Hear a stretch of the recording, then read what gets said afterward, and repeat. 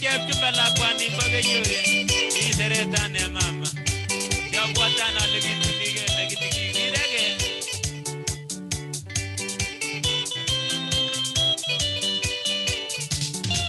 Ingala Chumba ilelenge ngala nagago gengalge. Ingala Chumba ilelenge ngala nagago gengalge. Kouna ya Chumba wego niño gigatke da mungi ngalge. Kouna ya Chumba wego niño gigatke da mungi ngalge. Iberbera ya Chumba ilogi tunige. Tuga baruti tulu ya Chumba. Katami de gimnene. Ugi meton Chumba. O aywe.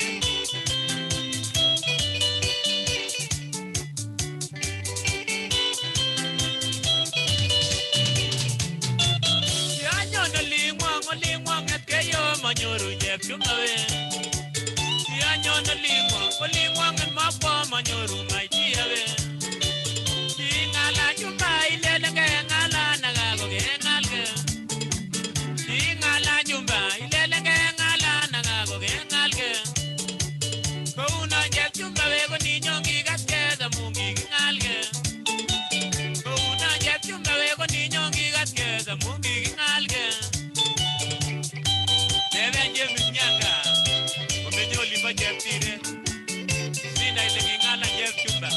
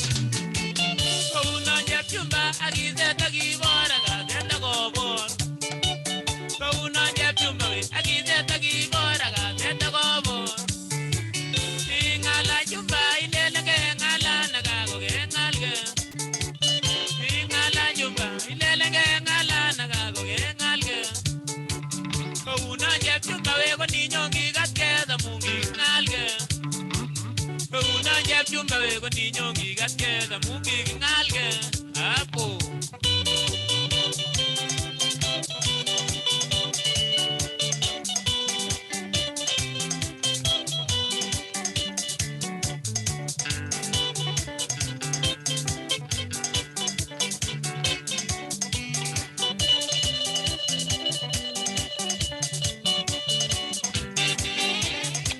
Ingala jeb chumba ilele ngala.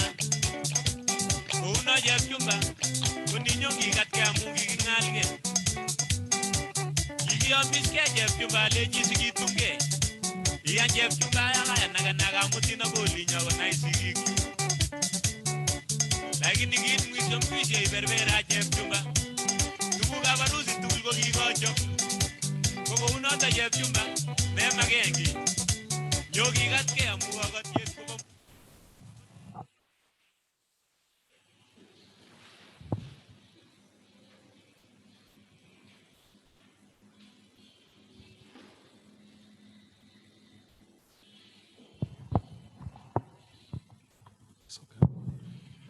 All right.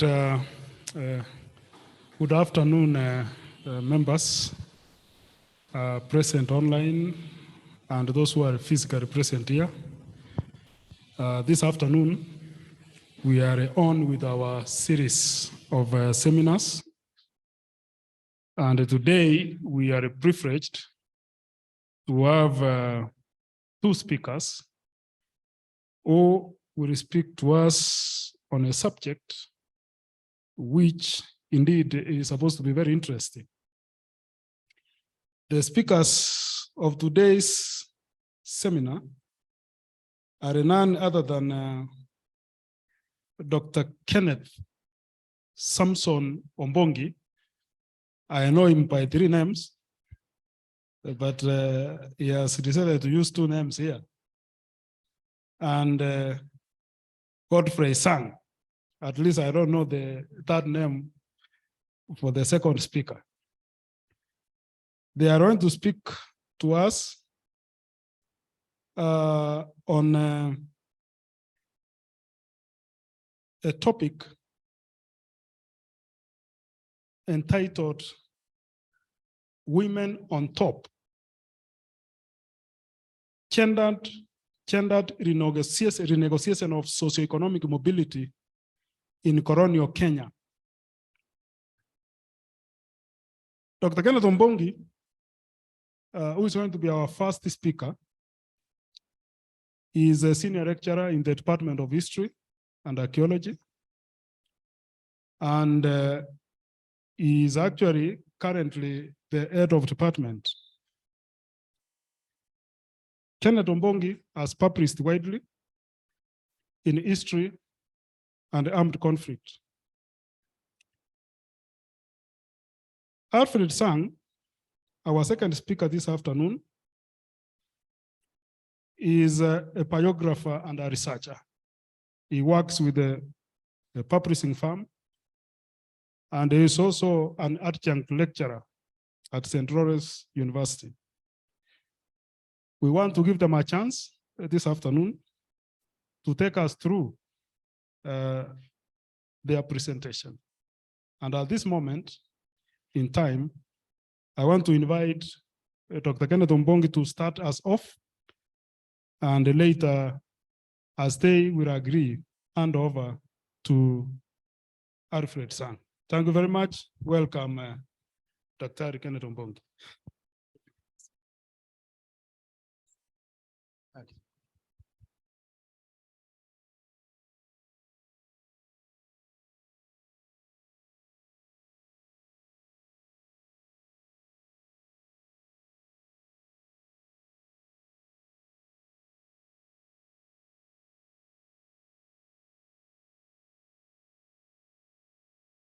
Can you hear me? Those who are here and those who are following us online from different parts of the city and the world. Now, friends, you know, and all those guests. We had our friend, Dr. Johnson, who is out there from USA, who has come to join us this afternoon. And we have several of our friends, Dr. Gona, Dr. Gachihe, and Dr. Misigo, who are actually not able to be with us physically, but they are following these proceedings online. Friends, let me say I'm back. I'm saying I'm back because last time in our previous semester seminar series, I was talking about the unholy trinity: land, electoral politics, and identity in Kenya. Yeah. Okay.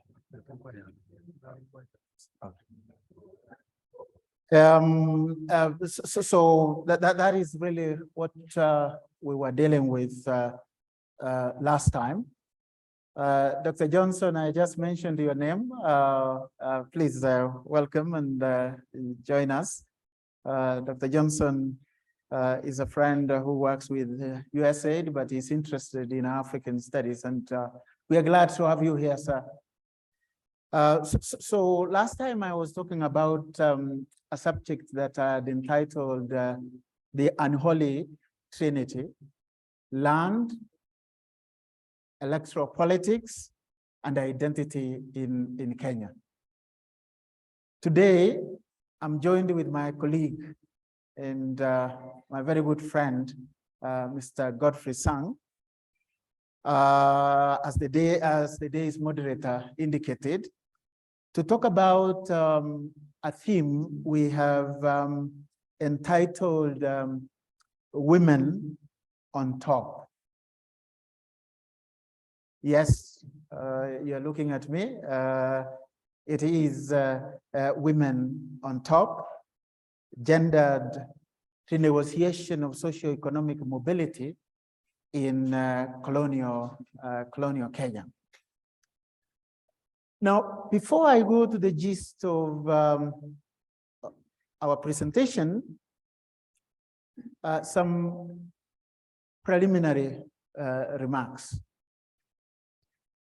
It is interesting, friends, that our presentation today, in a way, coincides with the ongoing 16 days of activism to end gender-based violence in the country, GBV. In a sense then, and through this presentation, and as a people from academia, we join this noble concerted efforts against GBV. But I will hasten to add, in our own academic style, content, and environment. That way, friends, it enables us as people in the academy to climb down, as it were, from the ivory tower mentality we are so often accused of, if not associated with, so that we can achieve one of the key objectives of our current seminar series, which really is to have intellectual conversations within the academy and link these with conversations to and with the real world on the ground out there. If I may put it in Kiswahili, yaani kwenda vile mambo iko kwa ground, as the youngsters in Nairobi and this country will say, to provide us a link with what is happening with the world out there. And we have this discussion this afternoon with that spirit in mind. Let me talk briefly about the format of our presentation this afternoon. This presentation is a direct and an initial product of a collaboration Mr. Sang and I are having on a project we have dubbed, as I said earlier, Women on Top. This project is, generally geared towards, and rather deliberately, igniting what we see as feminist perspectives in Kenya's historical scholarship, especially here in Nairobi and the university in particular. Friends, we anchor our current efforts in a fairly strong held notion, not least conviction, that human lived experience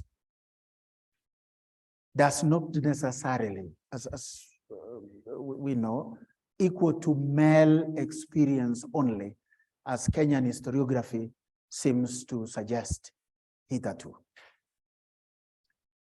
Our presentation this afternoon is divided into two broad parts.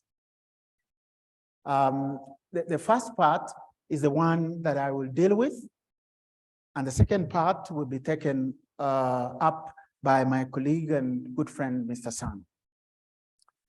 In the first part, I will focus on examining what I see as a fairly historiographical background to our study, which we believe will provide a locale, a context, and the rationale for our study.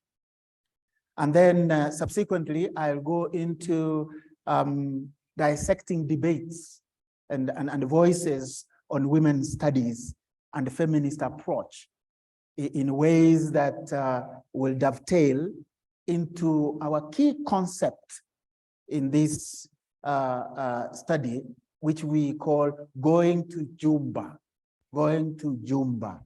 C-H-U-M-B-A, going to Chumba, and where Chumba here refers to a place or places during the colonial era of European abode, where Europeans lived, or rather urban spaces which emerged as a result of British imperial influence.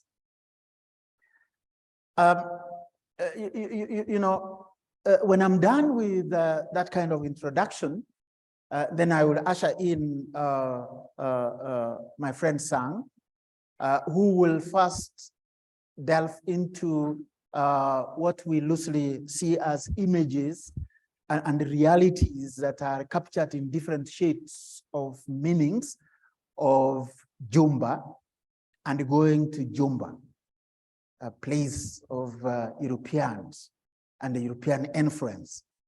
He will then, after that, examine, albeit of course briefly, the colonial disruptions which detached and disconnected Kalenjin women, Nandi and Kipsigis, from their cultural roots and set them on a journey to a place of European abode or Chumba.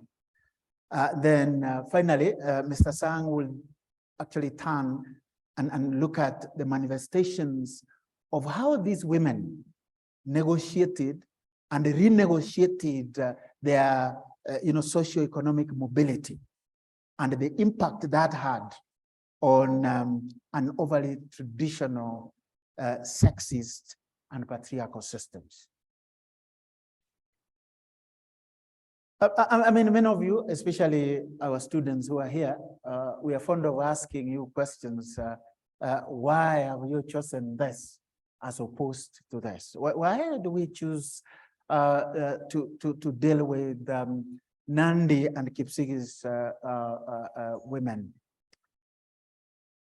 You see that the Nandi and Kipsigis people fundamentally seldom betrayed their credentials as unyielding ethnic communities to colonial encroachment, especially in the nascent years of colonialism in Kenya. And that is not a historical secret. We all know that the resistance that these communities staged as a result of the encroachment of the British rule.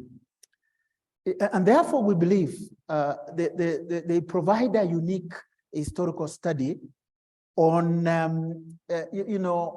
how hardcore mentality to colonialism was mitigated against amongst women to somehow easily impress the imperial civilizing mission availed by Chumba, or a place that emerged, or places that emerged because of British influence in the country.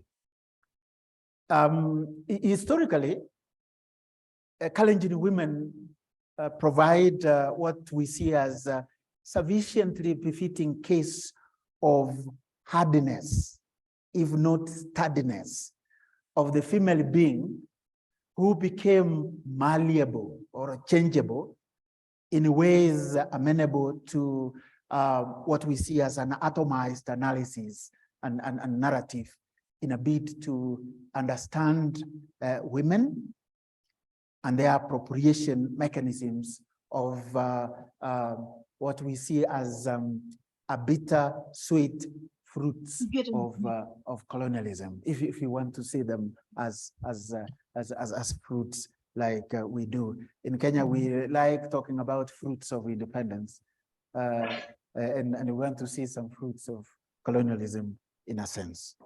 That is the focus of our discussion this afternoon. But before we go further, allow me to delve into a bit of historiographical trends to set a context and a problem of our study. Friends, and especially for the historians in the audience, and those who are listening to us or online, we know that African, if not Kenyan, historical scholarship on women and feminist studies generally has demonstrated a fascinating trajectory in the last few decades. And undoubtedly, it's perhaps the latest entrant into Kenya's contemporary historiography, just like our other related fields of, for example, human rights and what we commonly call or refer to historical injustices in today's language or parlance. Now, from an outright rejection, particularly from the 1960s, of the worthiness of studying women as historical agents, their lived experiences, perspectives, and not least finding a significant locale at the table of academic inquiry was, regarded as a near impossible endeavor in the 60s, or what I can loosely call, a fool's errand at the time. I think this was the case in an overly patriarchal and sexist environment that the academy then was, mainly here at the University of Nairobi. If at the time, African historians in the 1960s, as the country moved towards independence in 1963, were few and far between, I'll tell you for free that women historians were even fewer, let alone men and women scholars interested in women's studies approach in the history of Kenya. And therefore, what you found is that in what I loosely see as the sanctums of the ambitious nationalist historiography project, predominantly then promoting oral traditions as an unchallenged source material for Kenyan history, women's studies, were really but a very trivial affair. It was this period, as we all know, that's the period of the 1960s, 1970s, which threw up a fairly wide labyrinth of histories on migration and settlement, mainly seen as a rational coping mechanism with human hostility on one hand, and also vagaries of hostile environments people moved. Now, friends, on a very light note, when you look at this nationalist historiography that focused on migration and settlement, it appeared as if in such a studies, women seldom migrated. If and when they did, they did so kowtowing behind men who were regarded as trailblazers. True, and we see it. The much touted egalitarian practices in pro-colonial Kenyan societies protected what was regarded as vulnerable groups, mainly the old, women, and the poor. But when you look at closely, you realize that these groups, the aged, the women, and the poor, were actually victims of the marginalizing influence of the male dominance, or what sometimes we call in historical discourse, machismo, that is manliness in traditional settings. Marginalized other groups at the advantage of overwhelming male dominance. However, in a few occasions, women agency got meaningful mention in historical discourse of this early period of Kenyan scholarship. Even when that happened, it was not usually in the mainstream traditional themes that were regarded to be the male domain, themes of warfare and combat. Nobody mentioned women. Themes that touched on politics and statecraft. Women, were not ideally meant to feature there. The themes that touched on the economy and production. But instead, women came in fairly subordinate subjects, such as women and the dance, women cultural organizations, women as vulnerable social aggregates, and also notions of women feminist awareness, not as meaningful members of society, but as women. For example, I've been plowing through some early publications that emerged from the department that I work for. You'll find that one of the earliest studies on women here was published in the proceedings of 1974 conference of the Historical Association of Kenya under the broad theme of history and social change in East Africa. This was a paper by the American feminist scholar, Margaret Strabo, a lecturer in women's studies in the University of California, Los Angeles, who was then a research associate in the department here. Now, in her presentation, Margaret talked about the cost of Lele Mama dance associations.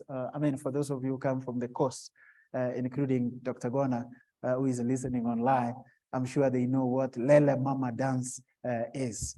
Esther, I'm sure, Esther Kinyi, you know what Lele Mama dance is. So she focused on Lele Mama dance associations and women lobby groups from the 1920s to the 1950s. In a paper, she quote unquote appropriately entitled "From Lele Mama to Lobbying, Women's Association in Mombasa, Kenya." In the nascent Department of History here, women is an agency generally received very similar attention, while male dominance in the intellectual life and discourse in the department was actually fairly clear, obvious, and the order of the day. Therefore, friends, given the travesty of the milieu of discrimination, which excluded women from historical literatures of diverse typologies, some of the earliest scholarship on women in our time was, and understandably so, an earnest rejection of this abundant neglect. For example, the consequent literatures, focused on the contribution of women in history, women achievement, women roles in this or in that. In this genre of women achievements and contribution, it included fairly recent small tracts, or what I see as mini monographs, produced in a series entitled, which I'm sure a few of you have managed to see, entitled "The Makers of Kenyan History." They cover important historical nationalist women, such as Mekaterili Wamensa of the Griama from the coast of Kenya. They cover the prophetess Mora Moko Ngiti of the Kisii, my part of the country. And the series also covers more contemporary female public figures, such as Julia Ochiambo, which many of us know, and Miriam Were, the former and current chairs of the University of Nairobi Council, very familiar, particularly with those of you who are here and probably those who are listening online. But prior to this series, there were, of course, contributions from mainly Western scholars. The work by Louisa White, Comforts of Home, the History of Prostitution in Colonial Nairobi, examines some elements of political economy where women were at the center of many things. And it's very interesting that some of the earliest African owners of houses in Nairobi were actually women in this oldest trade. There's also the work by Claire Robertson, the role of women in small-scale trade, particularly in cereals. I'm sure our students, you may be aware of this. And of course, much more recent scholarly works, especially the works that I've done to trace the role of women in the Mau Mau movement. And I have in mind the works of our colleague, Margaret Gache. You see, this kind of state of affairs, that is the similar coverage of women agency in history, by the way, was not confined to Kenya. Elsewhere, and this is important, Dr. Johnson, to you, elsewhere in the global north, especially in the US, even though women's studies took root earlier, feminist historical scholarship was equally challenged. For example, and I quote Amy Kesselman's book, and I thank David for drawing my attention to this book. where she says, and I quote, I had a quote here. Yes, it's here. The domestic world, where women spent a great deal of their time, was considered trivial or irrelevant in historical discourse, and the relationship between the domestic and the public worlds was ignored by the male-dominated historiography. That is in the US. However, this was not just confined to history, but it was the case in other disciplines, literature, socio-anthropology, and many other subjects within the humanities and social science. Now, back in Kenya, despite the important milestones that I alluded to previously, historiography on women experience, its main concepts, interpretation, theory, and practice, seems deeply embedded in the traditional, if not patriarchal, binary of women inferiority on one hand and male superiority on another. We are yet, and I say this without any fear of contradiction, that we are yet to evolve women's studies in feminist historical perspectives geared towards bringing to the core historical scholarship infused with assertiveness and contribution of women agency in Kenya's history. Hitherto, history's subject matter is really a male-dominated arena. There's a general portrait of women in subordinate roles. If you read much of the literature we have, women are portrayed as war prides, war prides, errand runners, auxiliary logistical support in supply chain and communication. If what I've read in the Mau Mau movement is anything to go by. Friends, then, here lies the rationale of our current study, Women on Top, whose findings we are presenting today. I think this is the first forum we are doing this with my friend. Ours is an attempt, albeit at its initial stage, to push back concepts and paradigms which glorify patriarchy and the sexism. Using the case study of Chumba, which, as I said earlier, means in Kalenjin, moving to a white man is abode. We argue that within the gendered notions of reality and the women inequities in Kenya's colony, women summoned the usual African rich historical repositories of assertiveness, resistance, survival, and if you allow me to add my mother here, admirable resilience to scale the heights of socio-economic mobility. Dr. Johnson, I'm sure this could be familiar if you look at the African-American woman, typical African-American woman. The Chumba availed access to opportunities hitherto male-dominated, which enabled women to confront manifestations of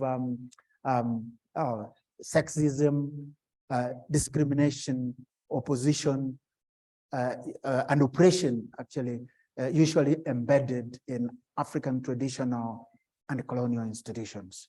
Dr. Johnson, you will talk more about racial discriminations, but here we talk about patriarchal institutions that marginalize women, either in the colonial period, even up to our time.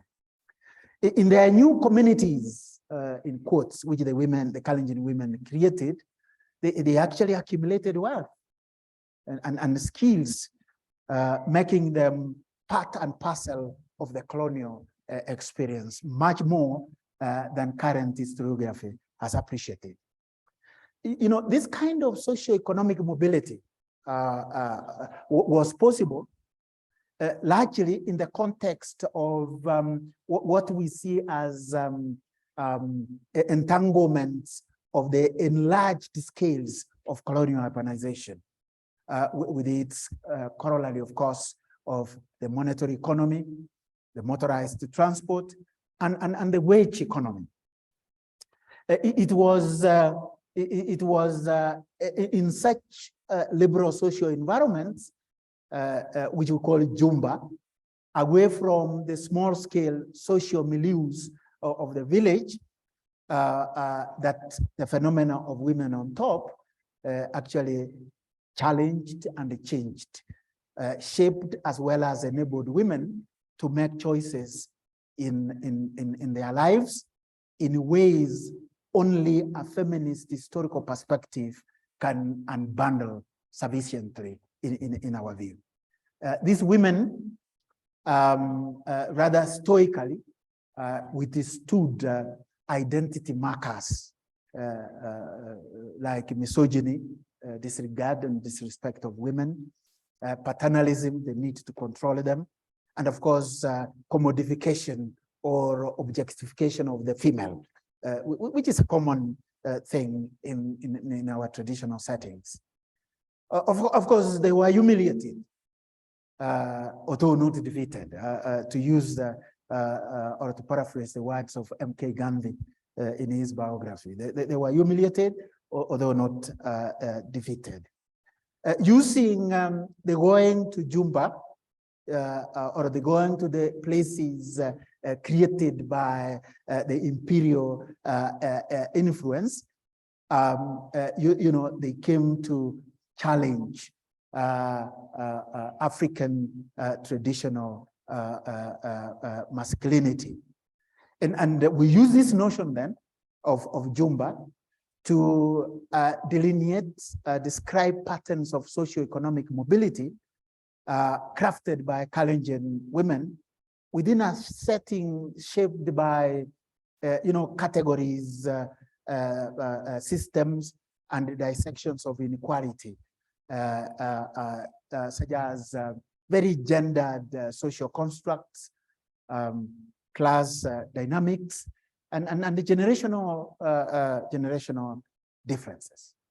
Hence, the notion of women on top, which implies in our case, the near magical ingenuity of women to inspire and bring change in their social condition.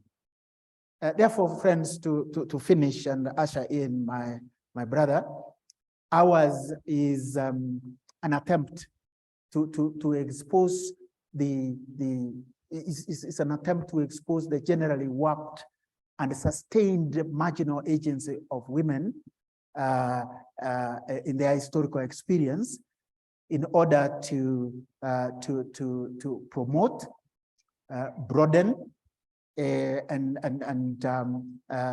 deepen a more feminist discourse in Kenya, not least African historical studies. That way, we hope to enhance prospects of a critical reevaluation of the current women historical studies and the epistemes which go to with frameworks derived from the usual conventions of patriarchy and sexism. So while we celebrate historical achievements, of course, of everyday women in claiming livelihood and an existence in colonial setting, friends, we are not lost of the fact of the overly gendered inequities enforced by a very glaring gender markers, you know, intersections of discrimination, domination, and subordination, which cut rather equally across and shape women's lived experiences, social realities, and choices that they make, geographic location, station in life, creed, race, or ethnic community notwithstanding. Before I answer Mr. Sang, please allow me to some space to clear the air a little bit. Many observers, those who have talked to us from comments and observations we have this far received, may be wondering what two men, my brother Godfrey and I, two men, imagine two men, are up to in talking about such a feminist theme, labeled in no less provocative title, Women on Top. Yes, women on top. But I want to tell you that this is in our own small way, trying hopefully to influence concepts, notions, and frameworks of historically understanding women's lives, struggles, experiences, and activities, at least for once by men. At least for once by men, as a complement to the contemporary feminist scholarship dominated by women, for women, and to a predominantly women audience. Thank you, and Mr. Sang, you are welcome.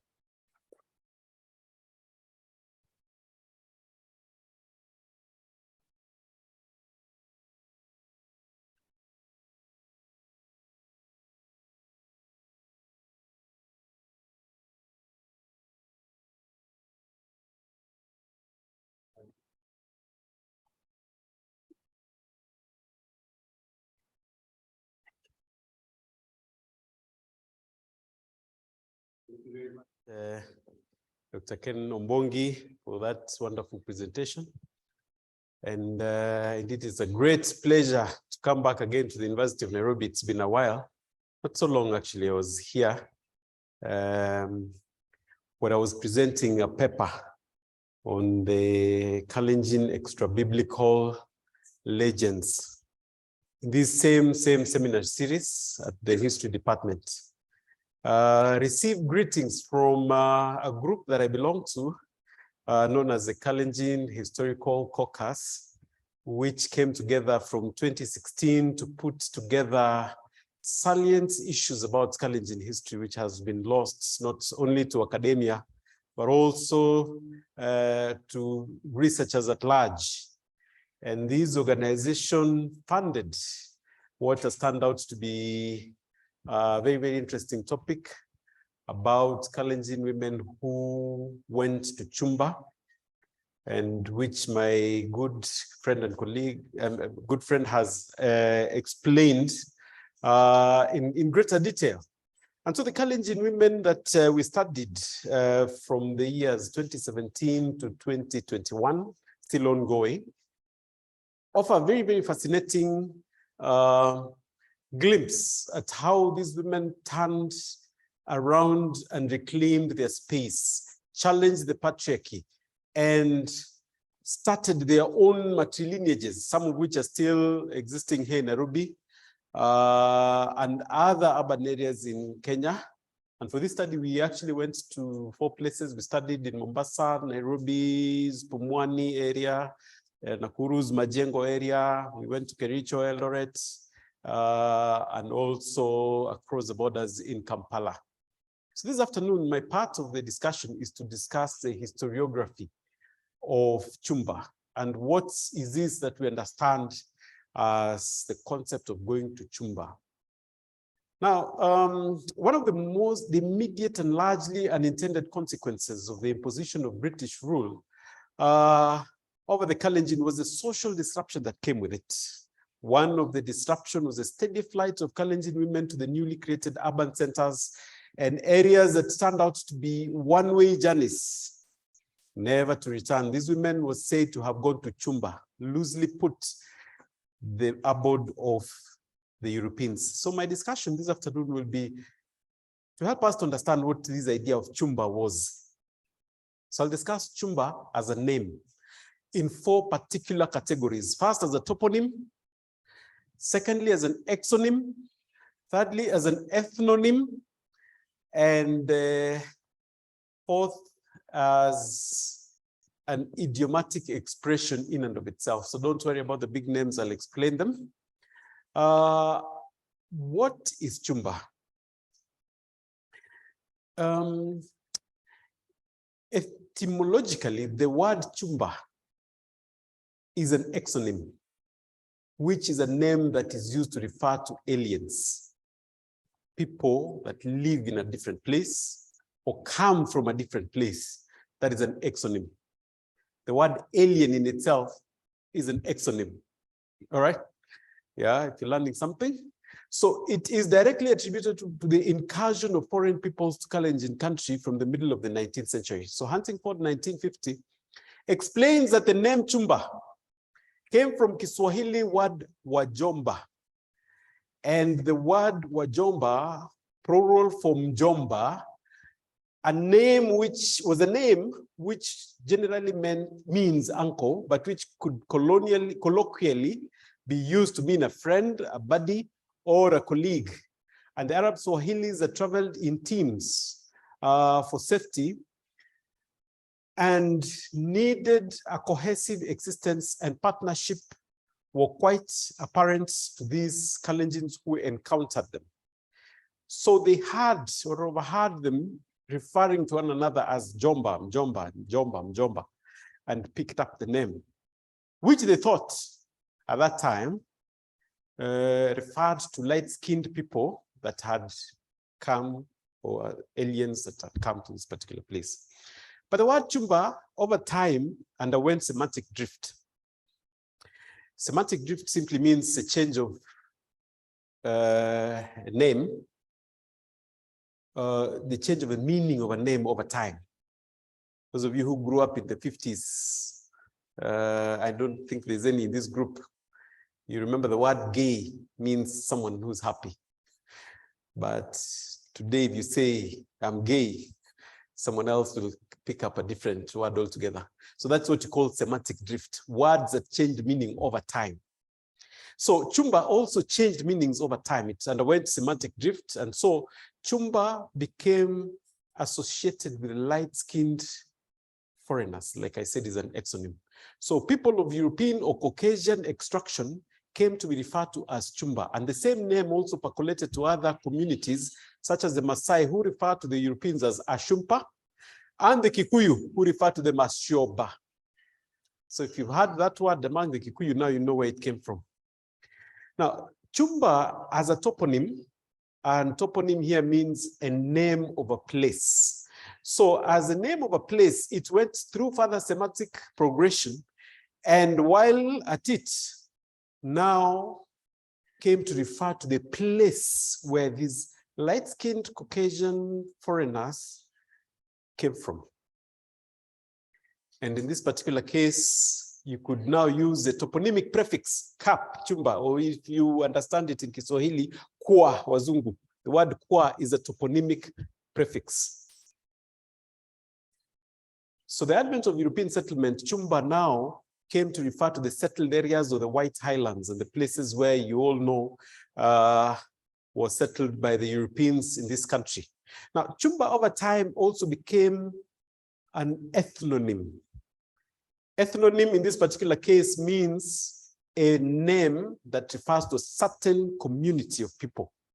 Now, one of the inevitable interactions between the British and the Kalenjin women and other women of African extraction was the rise of biracial children.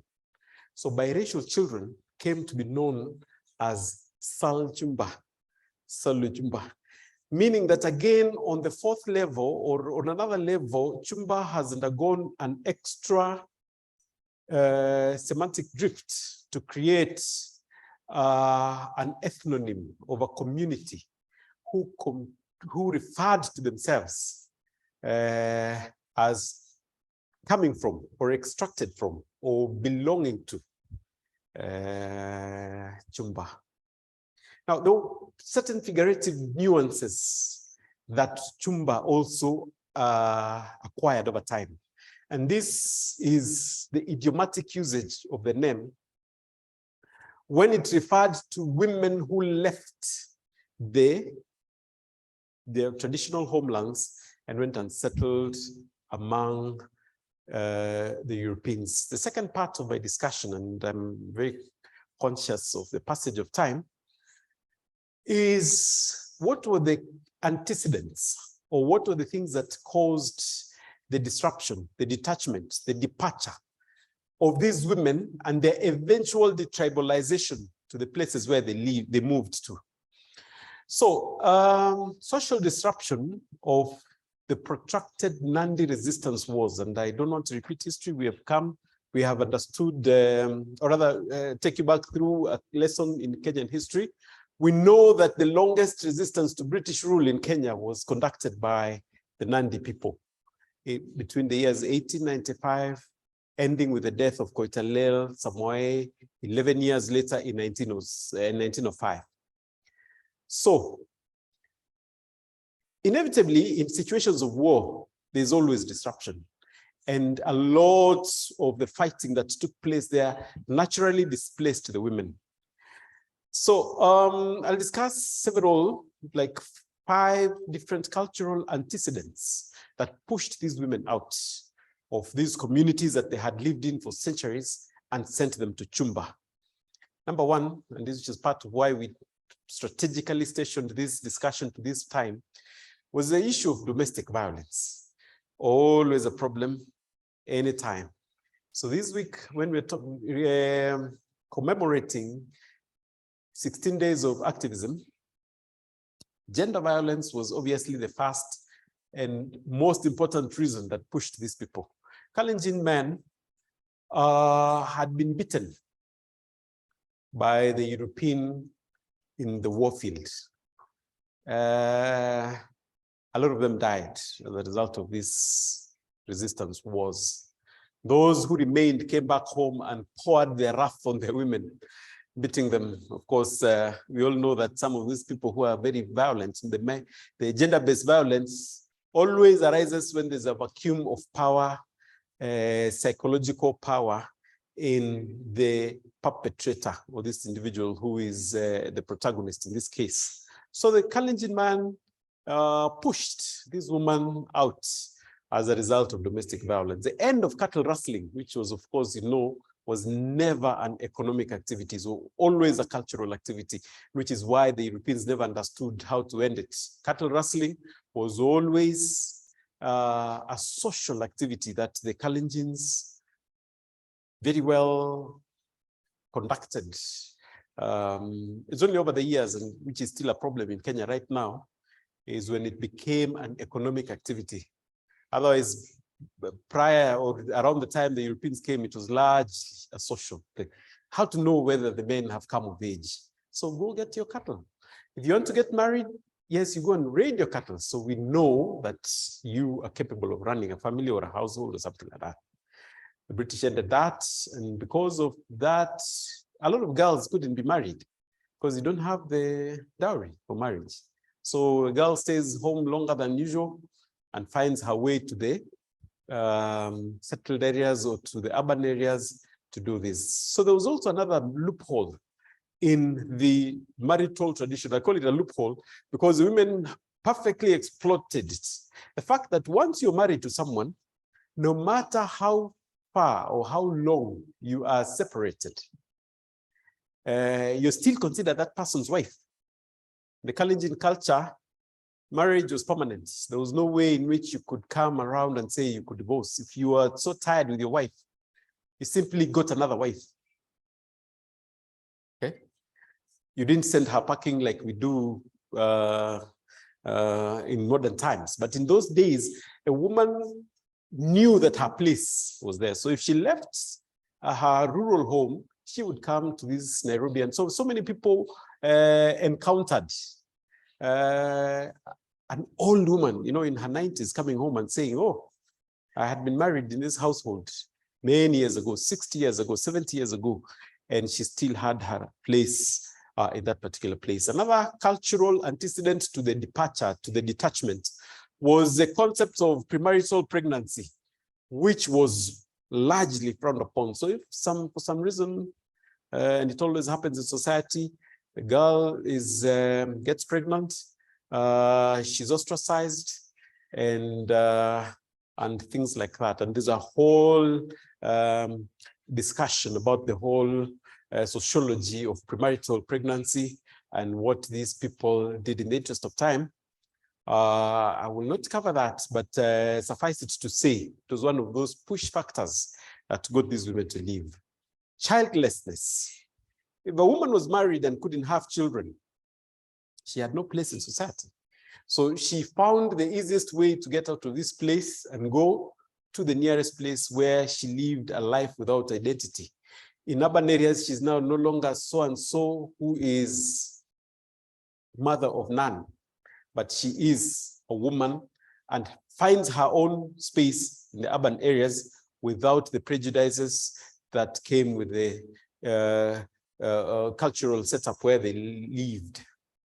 A lot of them also got caught in cultural entanglements, you know, some of those who never got circumcised, or some of those who never wanted to undergo the rites. So the only place where they could find a face was in the urban areas. But the most important part, other than the cultural antecedents to detachment, we also have the role of British administrative methods that brought in the detachment of these women. And these women left largely as a response to taxation.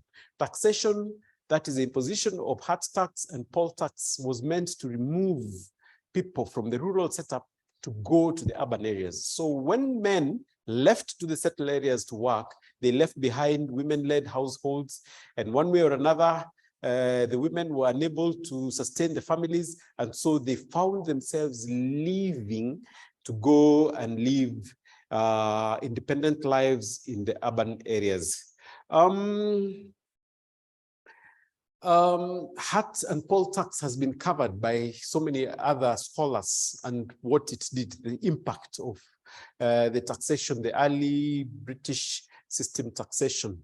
But suffice it to say that in the First World War, a lot of men, of course, left, and many widows were created as a result of the war.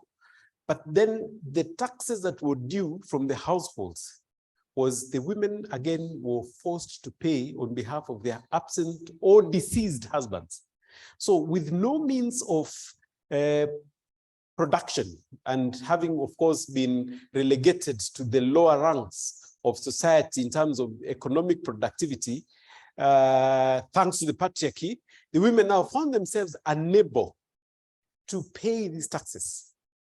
So the easiest way was to leave and to go and do this. And so there were the concept of the war widows. The colonial office was notified that there were too many war widows among the Kalenjins, and continued taxation is forcing them to leave.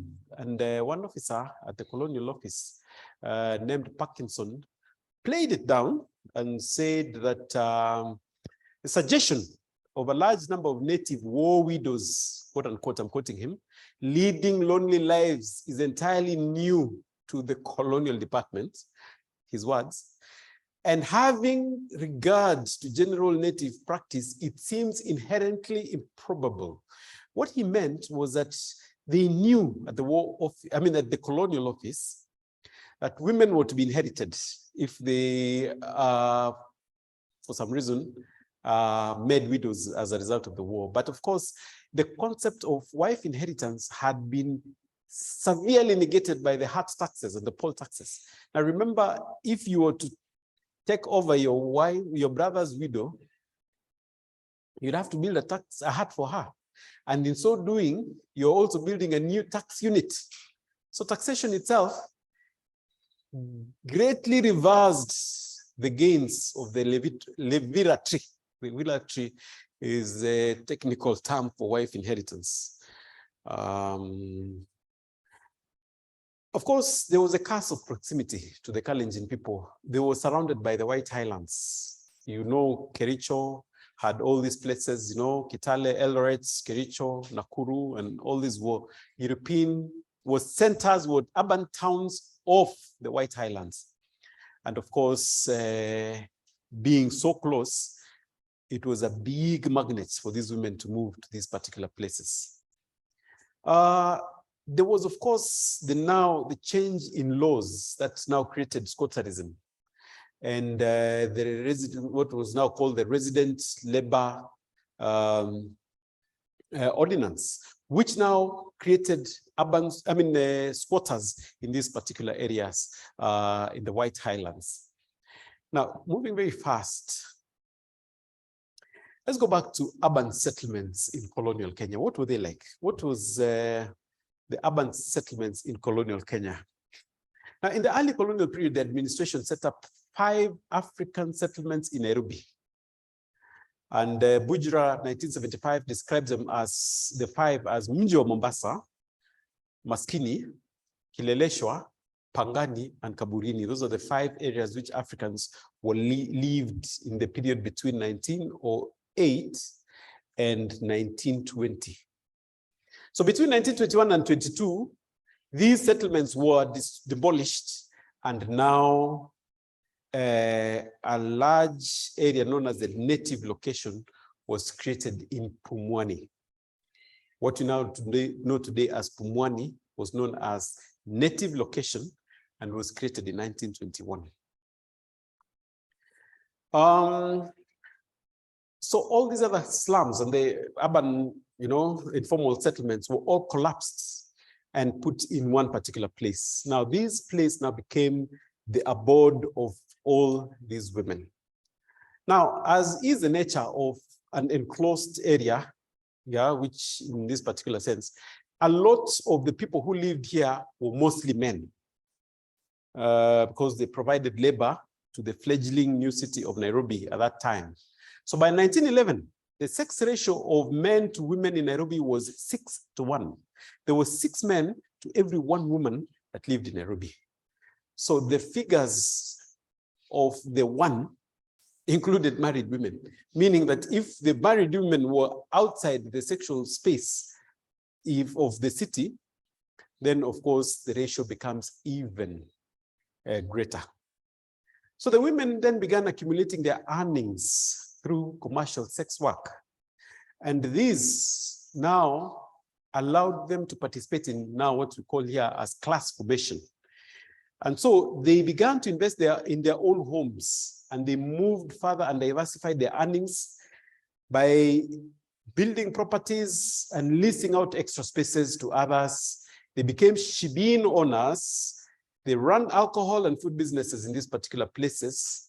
And when earnings, and this served as a cushion for them when earnings from sex work was going to decline naturally, of course, with age. By 1971, out of 317 houses in Pumwani, 132 of them were owned by women. 76 of them being landlords. So this is class formation now, because they had now formed urban class of wealthy individuals. So these women drew their earnings from tenants and also from boarding houses that they ran at this particular time. So the transition to land ownership and landlordism was important in class formation, creating an urban petit bourgeoisie. And it also helped expand their earnings. They also helped to expand their earnings by availing cheap rooms for short and long tenancy. Pumwani was also strategically located so that it was easily accessible from the central business district. The industrial area was also walking distance away. Now let's look at Kalenjin women as sex workers. Now, W. Robert Foran, a police officer stationed in Nairobi, stated in a letter dated July 7, 1907, not the year, 1907, that there were 300 to 500 prostitutes in Nairobi, mainly Nandi and Lumbwa, which is the name for the Kipsigis, some of whom were as little as 10 years old. That was those are his words, end of quote. So Foran stated that the Nandi and Kipsigis women were, quote, suffering from venereal disease and syphilis. Some cases of the latter are extremely bad, and I would strongly urge that something be done in the matter to rid the town of these undesirable people, end of quote. So this dire depiction of a community was in essence an indictment of how far the women had gone in their desire to find their space in this new world. After the disruption of colonial rule and the fatalistic resignation to their fate following the defeat at the end of the 90s resistance war, the population of Nairobi in 1907 was 9,000 Africans, which in effect, according to Foran, just under 6% of the entire population were women from one single community.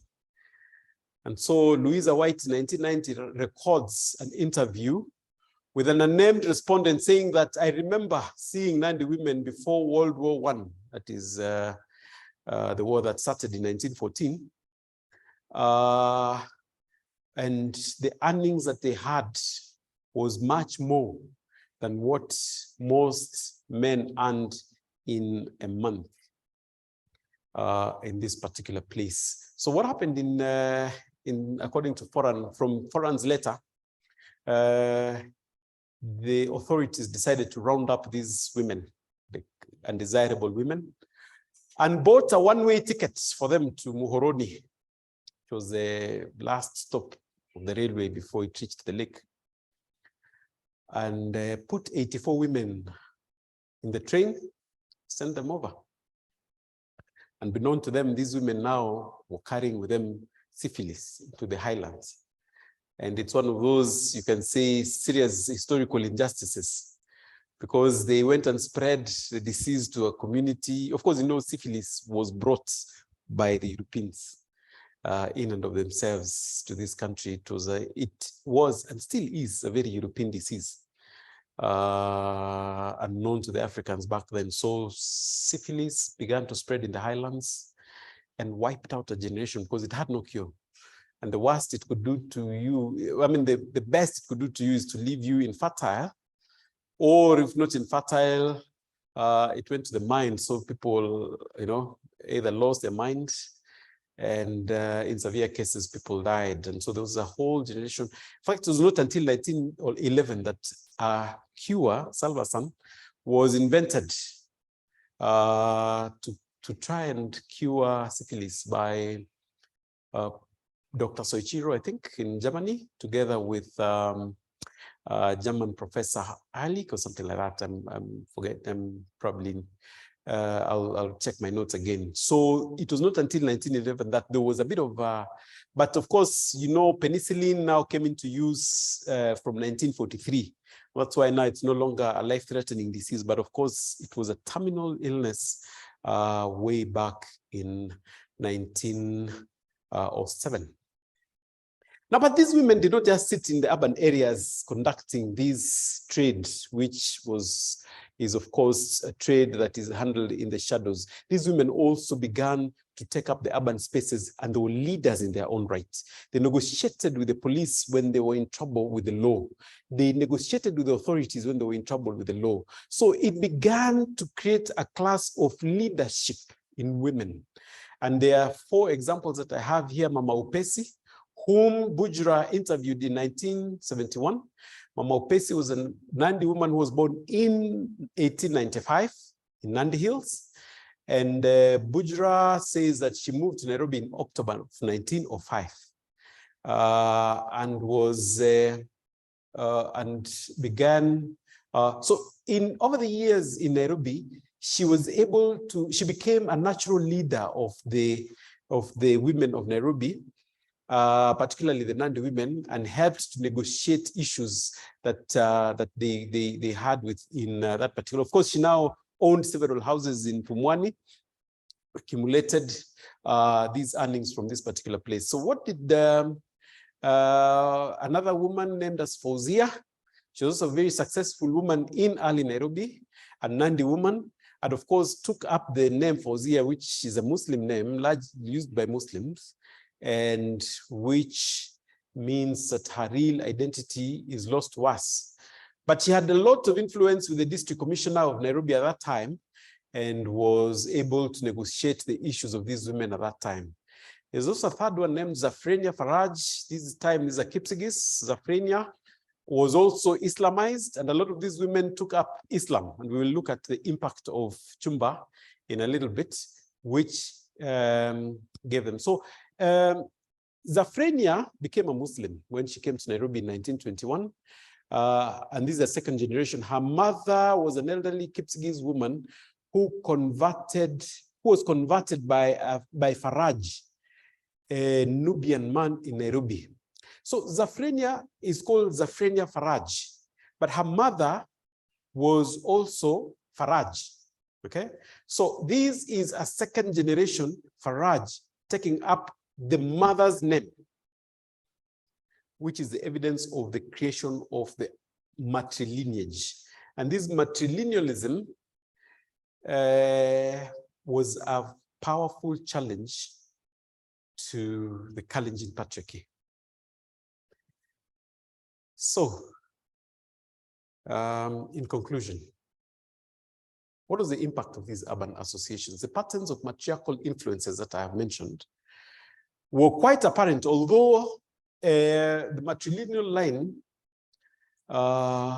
some may have been affected by childlessness. Close relatives came in handy. There was also the apparent fluidity between Islam and Christianity. A lot of these women became Muslims, largely for convenient reasons, and this is expounded in the greater study of this particular area. Now, sex work created new methods of accumulation and class formation. It was also important in setting up a financially independent and to some extent politically minded woman, as was the case of Fauzia and Zafrenia. Now, these women took up fashionable clothing. They decorated their dwellings and became expert in personal grooming and makeup. And they were part of the transformations necessary to carry out their work more efficiently. They also learned new languages. They spoke Kiswahili and English fluently, and to some of them Arabic as well, and other foreign languages. And the urban living led to cross-cultural interactions that led to new ideas and ways of doing things. They also took up Islam, which aided in social mobility and formation of new associations and kinships. Islam also extended their reach, so they had relatives in Mombasa and Kisumu, and in Kampala also, as is the case of Mariam Jematia, whom I realize I have also skipped. Mariam Jematia was born in 1945, but moved to Kampala, where she lived away from Nandi. Passing it down the line was easier. So we're talking about, so in conclusion, and I'm continuing with the conclusion, what is the impact of Chumba? Was it worth it? I have stated that a lot of these women moved to urban areas as a result of the construction of the railway. When the railway was constructed and passed through Kalenjin country, every single railway camp had more than 25,000 men at any given time. And so these people became an easy magnet for these women to come and conduct commercial sex work, because you can imagine 25,000 men. All of them at various stages of their lives, and they're earning an income, but have no place to spend the money. Of course, ideas come to their minds. So one of the direct impact of the construction of the railway was the incubation of these departures going to Chumba. But when they went to Chumba and came back to the rural areas, they now participated in class transformation. Not only did they participate in class formation, but they also participated in class transformation. So when they went back to the rural areas, they now lived independent lives, perhaps out of their retirement, and they were earning passive income from their investments in Nairobi. Now they built those similar houses in back in Nandi. Now, when they were in Nandi, they introduced new foods, Nandi or Kericho, whichever place you like. They introduced new foods in the reserves. So these financially independent women now,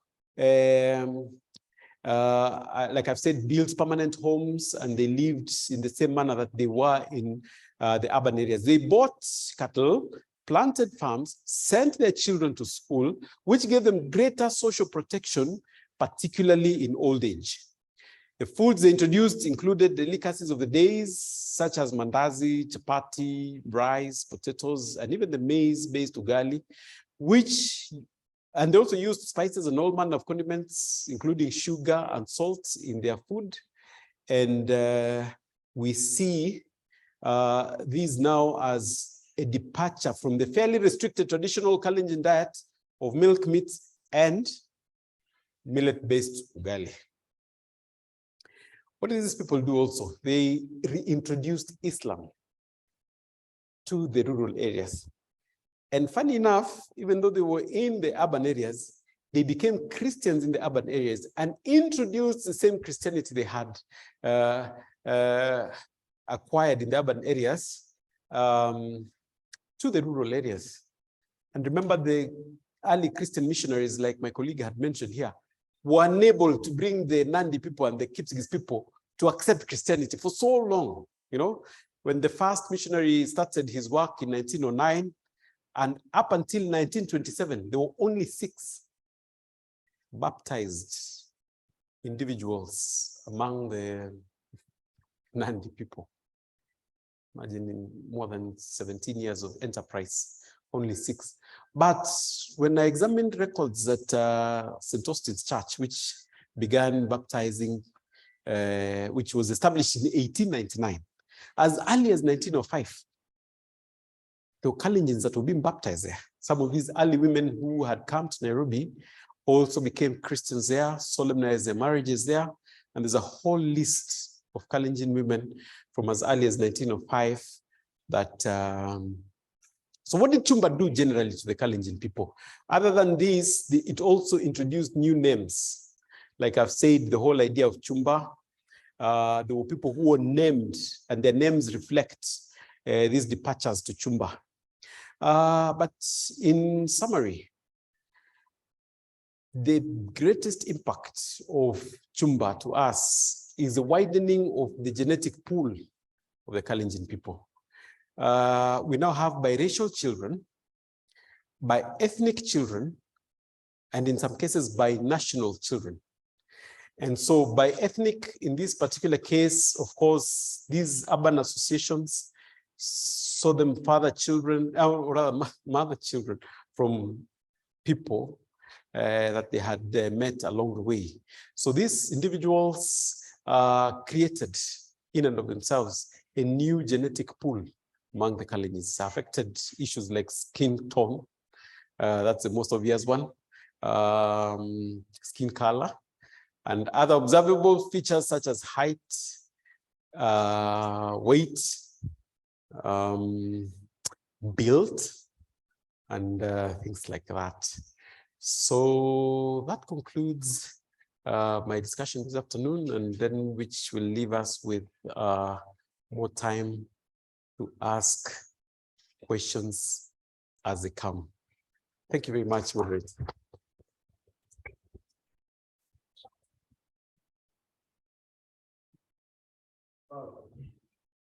Let's appreciate them again. That's wonderful. Very interesting. You'll agree that there's a lot that we learn from that. Women on top, a struggle to the top.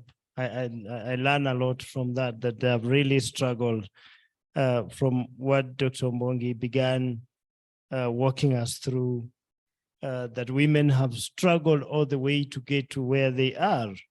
And indeed, he walked us through the journey and gave examples all over, including Europe and the United States. And that reminded me of one thing that came up in the Nuremberg trial, when people wanted women to come and say something about the atrocities of war. He had mentioned women were, in most cases, sometimes seen as the pride portrayed as war pride. But then in Nuremberg, they would say, don't bring a bunch of crying women in court. They're going to interfere with the proceedings. So it's really, really a struggle to where they have gotten to, and they have walked us through this struggle. Mr. Sang took us through the Chumba concept, and which also we've learned a lot from it, that it referred to women. I never knew this, women out, moving out to settle either away. And most importantly, he walked us through the push factors, what really moved them out. And maybe before I open the forum to the audience for questions, let me abuse my position as a moderator to ask these questions to the two presenters. You talked about one of the reasons that attracted me why women moved out was childless. And Africans seem to have a concept of wife husbands. Did it exist among the Kalenjin, where if a woman is childless, then she marries another woman to bring in the children on her behalf? And did the Kalenjin exploit that instead of moving away, specifically from that reason? And then did they exploit that? Or colonialism also changed the narrative here? You've also brought in a very interesting narrative about women who moved to Nairobi, particularly from the Kalenjin region. That's the Nandi and the Kipsigis. And you brought in a very interesting narrative here, that when they were taken back to the village, or when they went back, they caused a social transformation. These were like new women going back to the village with the new ideas. And my question will be, did this contribute to the fear of women from Nairobi? Women from Nairobi, because you see that I get a girl here, and when you go back with her to the village and say, where did you find this on Nairobi? I say, Nairobi. Did it contribute to the fear of women from Nairobi? And on the diseases, very interesting.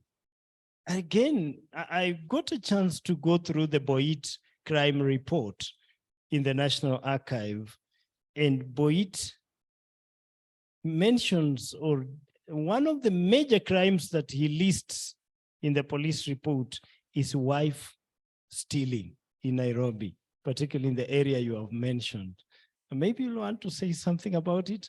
So thank you very much. Can I take any question from the audience? Yes, the first question I'll take from, let me start with Esther. Esther.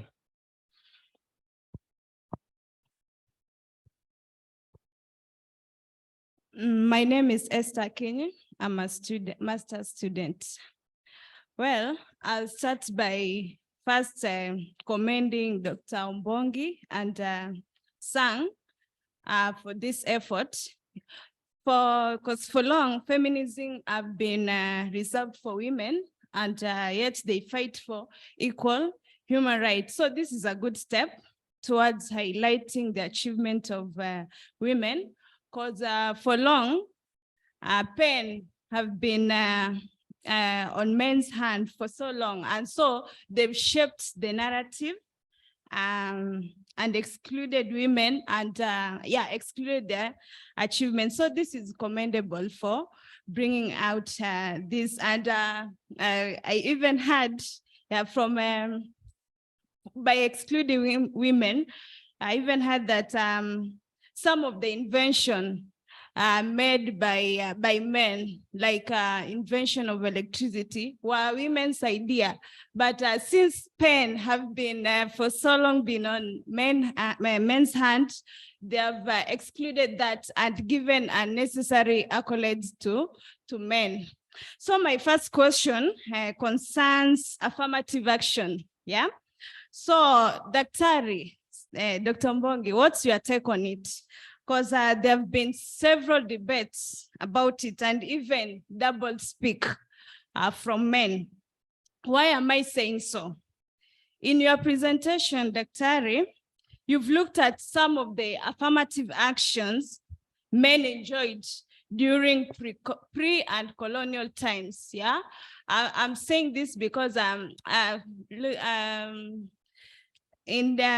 me define affirmative action a bit. Like it is when one group enjoys certain privileges at the expense of others. So during pre-colonial and colonial time, men enjoyed affirmative action because certain sectors were reserved for them: politics, statecraft, war, and women, as Dr. Ombongi mentioned earlier, were in dances. Their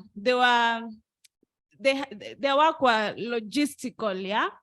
So, and women, yeah. So certain professional sectors, women were unheard of in their participation. But right now, there are rules because in those time colonial, they were just known, yeah. Women could not venture in certain profession. But right now, there are certain rules that have been put in place to ensure that women are enjoying certain rights. And there have been complaints all over, yeah, from men, yeah, and even they have refused to pass that two-third gender rule. So my question is, what's your take on that? Then my last question, at this age and time, should we be really talking about equality? Yeah. So, because women are already on top, yeah, as per your study on Kalenjin women, right? So, which men do women want to be equal to? Yeah, because among men, they're not equal. Like, for instance, Dr. Ombongi, as the chairman of department, is not equal to a watchman, right?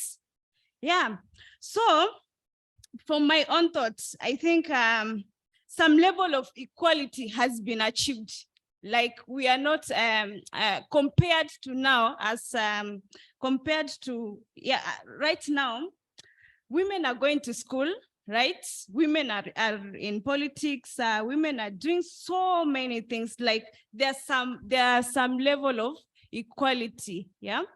So I think what should be done right now is change of attitude, patriarchal attitude, not about equality, because it has been achieved in some sense.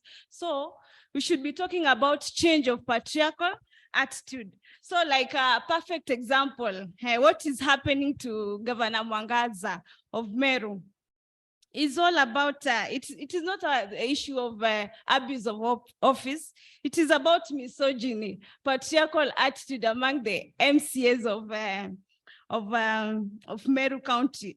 So those are my questions. Thank you. Thank you very much, Mr. Videlis. Delis, please. Yes, thank you for a very interesting study on women on top. I have one question. You seem to suggest that sex work or commercial sex enabled the Kalenjin women to climb to the top of the food chain in the society, if I got you right. But don't you think that the engagement in commercial sex instead indicated patriarchal attitudes in African setting of misogyny, paternalism, and objectification of women? That women were actually commodities to be sold in the market. Therefore, do you think that these notions, instead of challenging patriarchy, actually vindicated patriarchy to a point of even women being seen as carriers of disease or generally evil members of society. My question is this challenging patriarchy or vindicating it, actually showing women are objects? Because actually I was thinking about prostitution, enabling them to accumulate wealth and property. What is the attitude of the society towards such property which is accumulated through prostitution?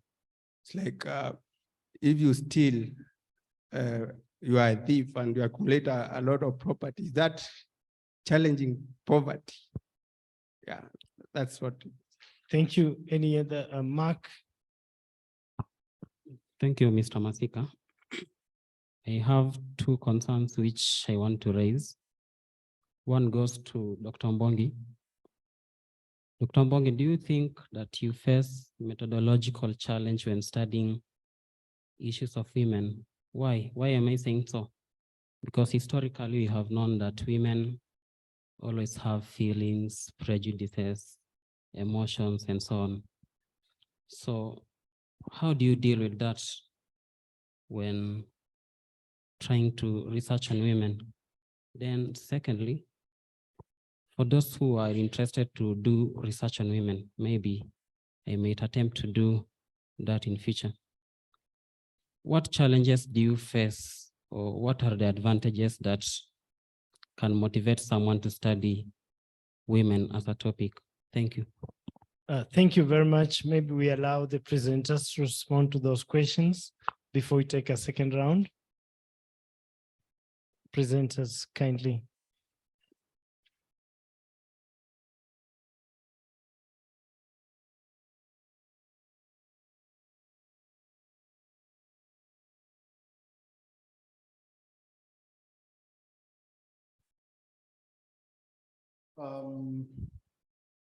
Thank you very much. Our students who have actually raised very critical issues that touch on the kind of things that we were discussing this afternoon. This is the kind of environment that we need, at least for once. We have to be on this side so that you question us the way we do. That's what we are looking forward to, particularly for our postgraduate students who are here. The only difference between you guys and us is probably that some of us were born earlier and we went to school earlier. Otherwise, we are all students in a sense. We are in the academy. So we welcome this kind of exchange. I'll respond to a few questions, and I think, Godfrey, that there are a few you need to respond to. Let me begin with Esther's question on affirmative action, where I understand affirmative action as a deliberate policy to correct a historical injustice, if you want to look at it as that. You seem to ask what is my take, or is it real, if I understood you correctly? You say it's a fact that very clear gendered notions divide the privileges that men access and the women. And if you look through history, and this is what we have been saying this afternoon, that fundamentally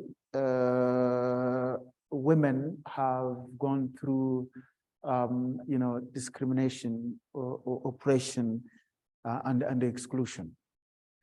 And the women we are talking about are actually women, regardless of race, regardless of class, regardless of the ethnic community, regardless of the station in life. elite women face their unique challenges in an overly patriarchal environment. When I referred to the situation in the department here over the years, these are very highly educated men, but they are patriarchal African men. So educated women face their own challenges. Uneducated women, my mother and the IC of his group, they face their own challenges. In such situations, real affirmative action is not only necessary, I think for me it is compulsory. Discriminating humanity on the basis of social constructs, it is something that should be to our past.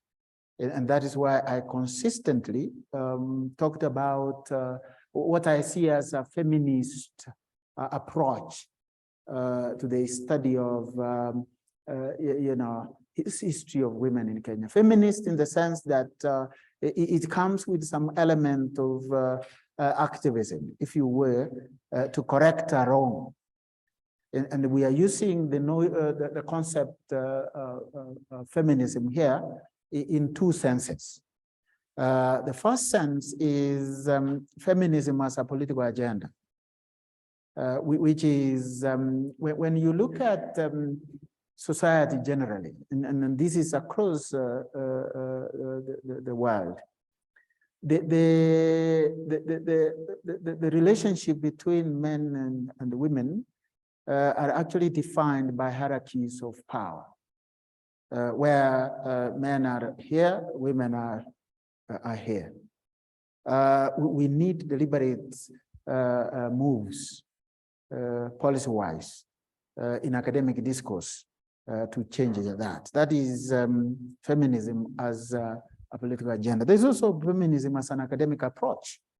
What we are involved right now. Feminists talk about feminist pedagogy, deliberate redefining of concepts, interpretations of history that study women as women and their critical agents in the historical process. If that is what you mean by affirmative action, I am with you. But there is a version of affirmative action, particularly in our dear motherland, which is more tokenism than meaningful affirmative action. You have seen cases where, generally very patriarchal men, and my understanding of patriarchy is literally domination of old men, literally, or young men who have learned bad habits from the old ones. They look around and do their thing, and they say, "Oh, we need a woman just to fill space and not to be politically incorrect." Political correctness leads to tokenism, and that is more or less, I think, what we have seen in many countries, in particularly the African continent. Tokenism, including women, to tick boxes that, out of 7 men there was a woman, saying, "Oh, she has cried, so include her." Men feeling pity, so they include the woman, not because they think she will make meaningful contribution, but because we need to care. Paternalistic tendencies. I talk about this in class, I'm sure you know that. That is the one that I see as a challenge in our society. And also studying women can also be tokenistic, if there is such a term in English.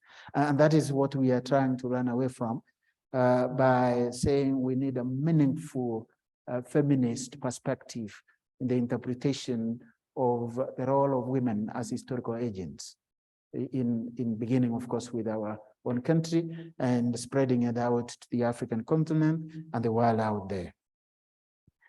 You know, you talked about equality, but for me, because of the overly gendered notions that guide the relationship between men and the women, I'll talk about equality and equity. That really, for me, brings in the requisite balance when it comes either to the study of women as women, and also the activism that is involved in trying to correct the historical injustices.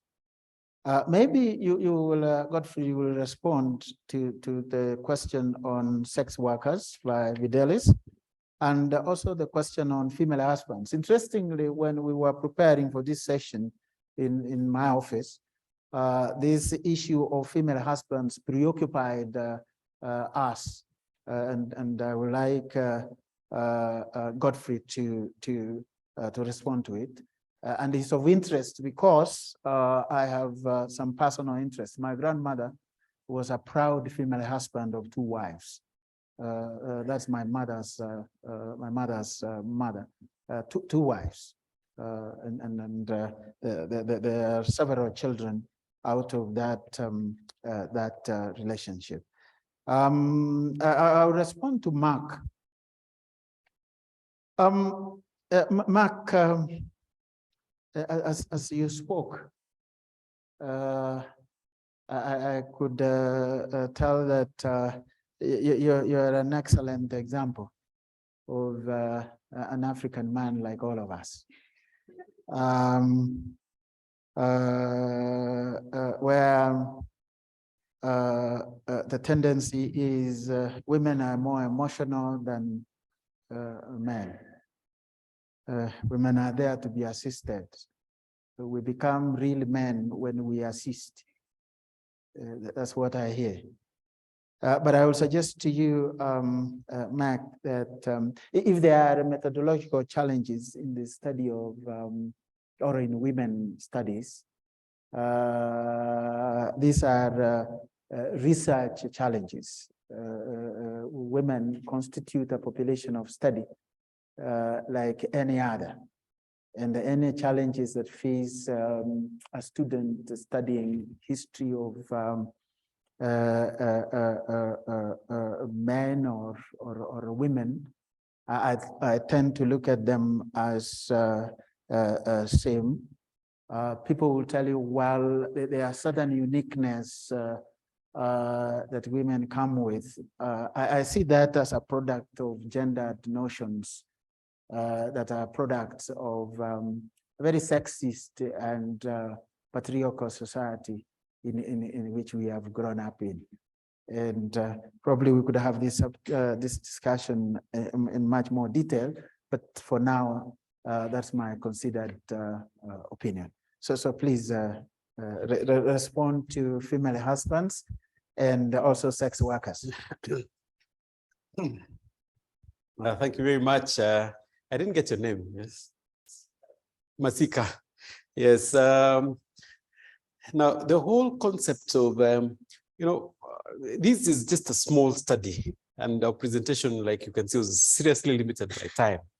But there's a book that's coming up, which now discusses all the permutations of the social dynamics of these departures to Chumba. How did it affect the society? How did it define kinship relationships, not just amongst the Kalenjin, but also with other communities? Now, let me take this early opportunity, even before I answer your question, to answer his about the whole idea of commercial sex work. Commercial sex was not the only thing these people did in the urban areas. It was just one of the things they did. Sorry if the presentation seemed to suggest that it's the only thing they did here. Yeah.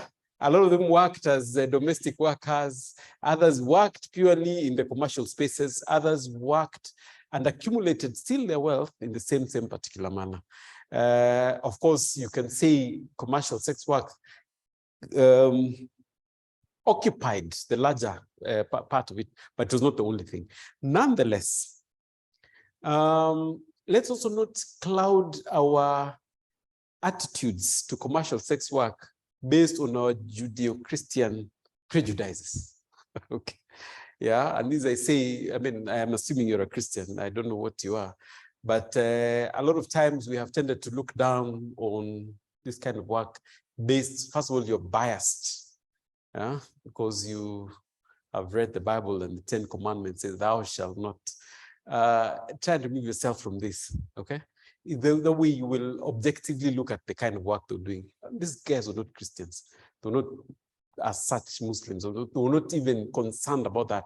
It never, I think Christianity, one of the criticisms of Christianity was that it came to moralize some of the activities that we did without blinking an eye. I mean, sex work, or maybe just sex, was never, it was until the Christians came that they began to moralize it, yeah, and tell you that you're committing a sin.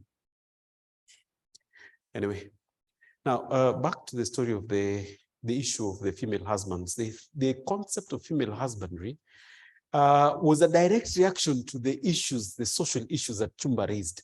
Now, remember, these women didn't want to get pregnant. In the absence of birth control at that time, a lot of them carried out abortions, because children were a very big inconvenience to this work. And so 1, 2, 3, 4, maybe, and then they have found themselves childless at the end of the day. So when they're childless, the only way they could reverse the childlessness was to marry a woman. In this particular case, and this is not a lesbian relationship, okay? It was just simply a woman assuming the role of a husband to another female. Now, something happened to this woman when she became a female husband. The first thing is that she also now began to adopt the restrictions of the patriarchy in and of herself. She was now regarded as a male, quote unquote, female, okay? So that she now did not even participate in the activities that women did. She never went to the river to fetch water. She never went to to pick firewood, she never cooked, all these kind of things. So she was a male version. She was still a woman, of course, physically and everything. But now she graduated to another level and took on the patriarchy. And it's a very interesting study how these women now also propagated all the aspects of the patriarchy, even as women themselves, even as they challenged the patriarchy by taking up some of these activities. So there are very many, I wouldn't say contradictions, but there are many items, salient things that came up with this study. It's a very interesting study, actually.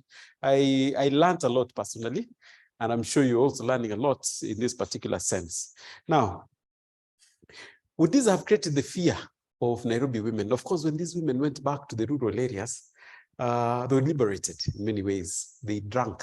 They had already learned how to brew changa here, and they took the same art to the Nubian gin. They had liquor. So they drank hard. They smoked. Okay?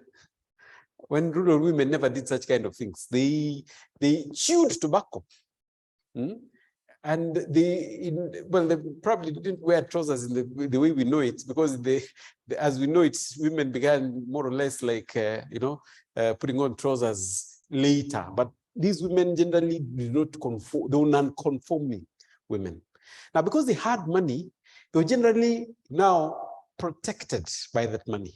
Yeah, the finances more or less shielded them from the vagaries of societal violence against women, because these people now lived better lives. They cooked and had more foods, and more importantly, they actually were the first ones to realize the importance of education. So they sent the children to school. The children ended up occupying the first positions as chiefs, as as district officers, and as bankers. Like now, there's in the larger study of this, we traced a matrilineage that began in 1909, until continues to this day, of like a fourth generation of women who are still in Pumwani from 1909. Great-grandmother came, she died in the 1930s, came another generation, a fourth generation, even a fifth generation of these. And now we were looking at the kind of challenges that each of these generations had in their own thing. So, well, yeah, you could call them the fear of Nairobi women, walikuwa wajuaji in many ways. Yeah, they were quite, but nonetheless, it does not affirm the dictates of the patriarchy, because in a way, even though they were like that, they were more or less, somehow you get away with anything when you have money. Yeah, if you are a moneyed person, no matter what you do against societal expectations, you're able to take this back. So now, yes, the commercial sex work did not generally vindicate patriarchal attitudes, in the sense that now, this is now where it comes to our Judeo-Christian prejudices. The men generally there's no big deal about this. And in traditional Kalenjin society, and in many other societies also, a woman had children with her husband, yes, but silently would have another one from outside her husband. This answers somebody else's question about the same. The idea was they believed in castes more. They believed that if you're caste and there's a generational caste on your line, at least we'll have one child who is not biologically related to you, who will continue our heritage and yet is free from the generational curse that is in the society. And which is what Professor and I were discussing in his office earlier, that fatherhood was not a biological construct. It was actually a social construct. Yeah. Anybody who was already called you father, he's my father, and you said, my father, my child, that was your father. You never asked any questions. And even those women who went and had biracial children, because it was possible that you found a family of 1, 2, 3. Child number 4 is biracial. 5, 6 are probably bi-ethnic or something like that. All those children belonged to the person that had married this woman in the first place, regardless of color. Regardless. And the man is never to question the woman as to anyway. Yes, so to speak. Then wife stealing, like you say about that. I mean, of course, that you see the ratio I stated earlier. In 1911, the ratio of males to females was 6 to 1. Okay, and even then, that one was divided among married women who were not available in that commercial sex space or in the sexual space of Nairobi at that time. So in that particular way, there was a way in which these closed out quite a number of people. So if you had more money, maybe you would steal somebody else's wife. I don't know how that's possible, but in the so-called sense. Yes, thank you very much. Maybe we can remain here. Other more questions are coming. But I just wanted to add the whole concept of wife stealing is one category that is very problematic because innate in it is the idea, quote unquote, of the inhumanity of the female. You can steal. You say, I'm stealing your phone. But how do you steal human being? A human being? But you see, this is a whole notion of women being different from Objectified. from man, objectification, which we talk quite often in class. And friends, this is not just confined to Africa. And I'm glad Dr. Johnson is here. Maybe I need to give you a chance one of these fine days to come and give lectures to some of our students who are here. You know, it is elsewhere, even in some of the most developed, so-called developed democracies. Look at how women were treated in Europe in the immediate post-World War II period. In France, in Netherlands, and a few other countries. Women were those who were considered to be traitors, those who betrayed the cause. They were paraded in public.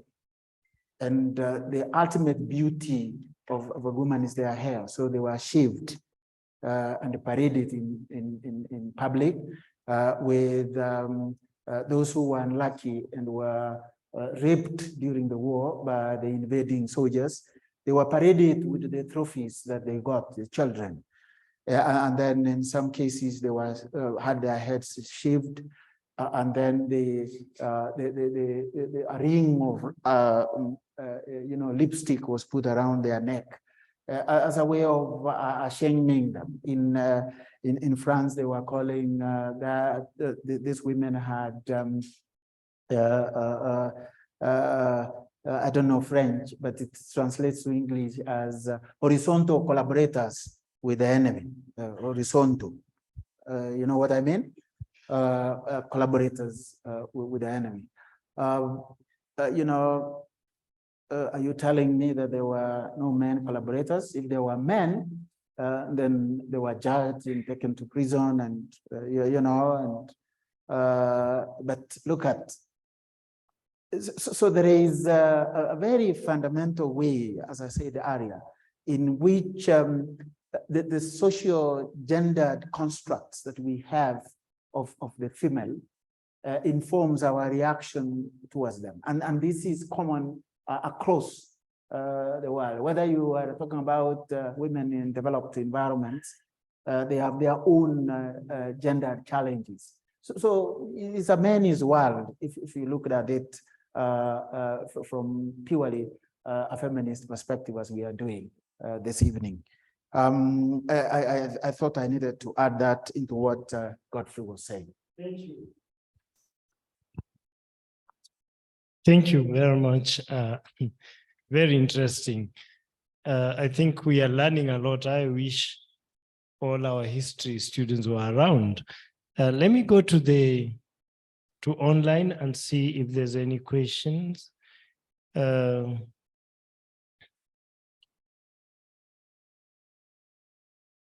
As Dr. George Gona is asking, which feminist strand are you using to frame your study? Charles Karani is appreciating what, and then we have Mr. Isaiah Okindu. No, that's a comment. And then Dr. Gona is repeating the same question. What is feminist about the Chumba story? What is feminist about the Chumba story? Nancy Mugay is asking, what are the silences of the Chumba narratives? What are the silences of the Chumba narrative? Rob Kipkuroi asking, the presentation is quite interesting. It is true that majority of the Nandi women who came to Nairobi during colonial period were residing in areas around Bahati. Is it true that majority of the Nandi women who came to Nairobi during colonial period were residing in areas around Bahati? That's a question. I find names like Kipchumba and Chepchumba having connotations to being born in an urban area. Does this justify the women who moved to the urban areas, or is an urban area part of Chumba? think you got those questions. Alina Oswald is asking, thank you for the presentation. I will have questions to ask. Karani is asking, is there evidence of silent polyandry as childless women struggled to emancipate themselves and search for fertile male in their mission to try luck and give birth? How has the concept of Chumba contributed to the discourse of sexual politics and gender relations? That's Angela Lagat. And we have Dr. Work is just appreciating that fantastic presentation. Very informative. Indeed, it is. Maybe we have the presenters speak to those issues before I take another round of questions from the audience. Karibuni. Thank you very much, our online audience, for those very important questions. Let me respond to Dr. Gona's concerns, which is what strand of feminism. Doc, I hope you are keeping well wherever you are. Our title, I think, says it all. Women on top. Implied in that is there were once where? They were once down, and they are now where? On top. I guess that's where the gist of our theoretical understanding of what we are dealing with derives from. First, our orientation is post-structuralist approach to understanding reality, if I may get into that academic language. Post-structuralism strand of analysis, particularly when it's applied to feminism, is one that provides an antithesis to structuralism, where the author, the analyzer, and the perspectives as about structures then holds sway. We come from a simple perspective, if I may use what they use in French historical discourse or feminist discourse, the author is death. The author is dead, and we are open to multiple interpretations of the reality and the experiences of women as a category of academic analysis. That is one. The second one, I'm just like my brother is fascinated by the ideas of subaltern thinking, history from below, history of the underdogs. The subaltern thinking has its roots, of course, in the ideas of the Italian philosopher Antonio Gramsci in his famous work, Prison Notes, where he talks about the idea of socio-hegemony, which is a product of a dominant narrative that defines hierarchies of power in a given social setting. So we are coming from an approach where we are saying, let's for once listen to the underdogs. There is a way in which they become top dogs if you listen to their struggles. You listen to relatively where they are coming from. An illiterate village woman who is single, living in a ghetto somewhere in Nairobi, struggles and takes the children through school and produces 2 PhDs in a family of 9, that one becomes on top. If you look at her relative to the environment she's operating. So we are drawing quite a lot from post-structuralism and also the subaltern thinking. And the subaltern thinking, particularly for my students, is really very effectively been applied in the studies of the Indian national movement.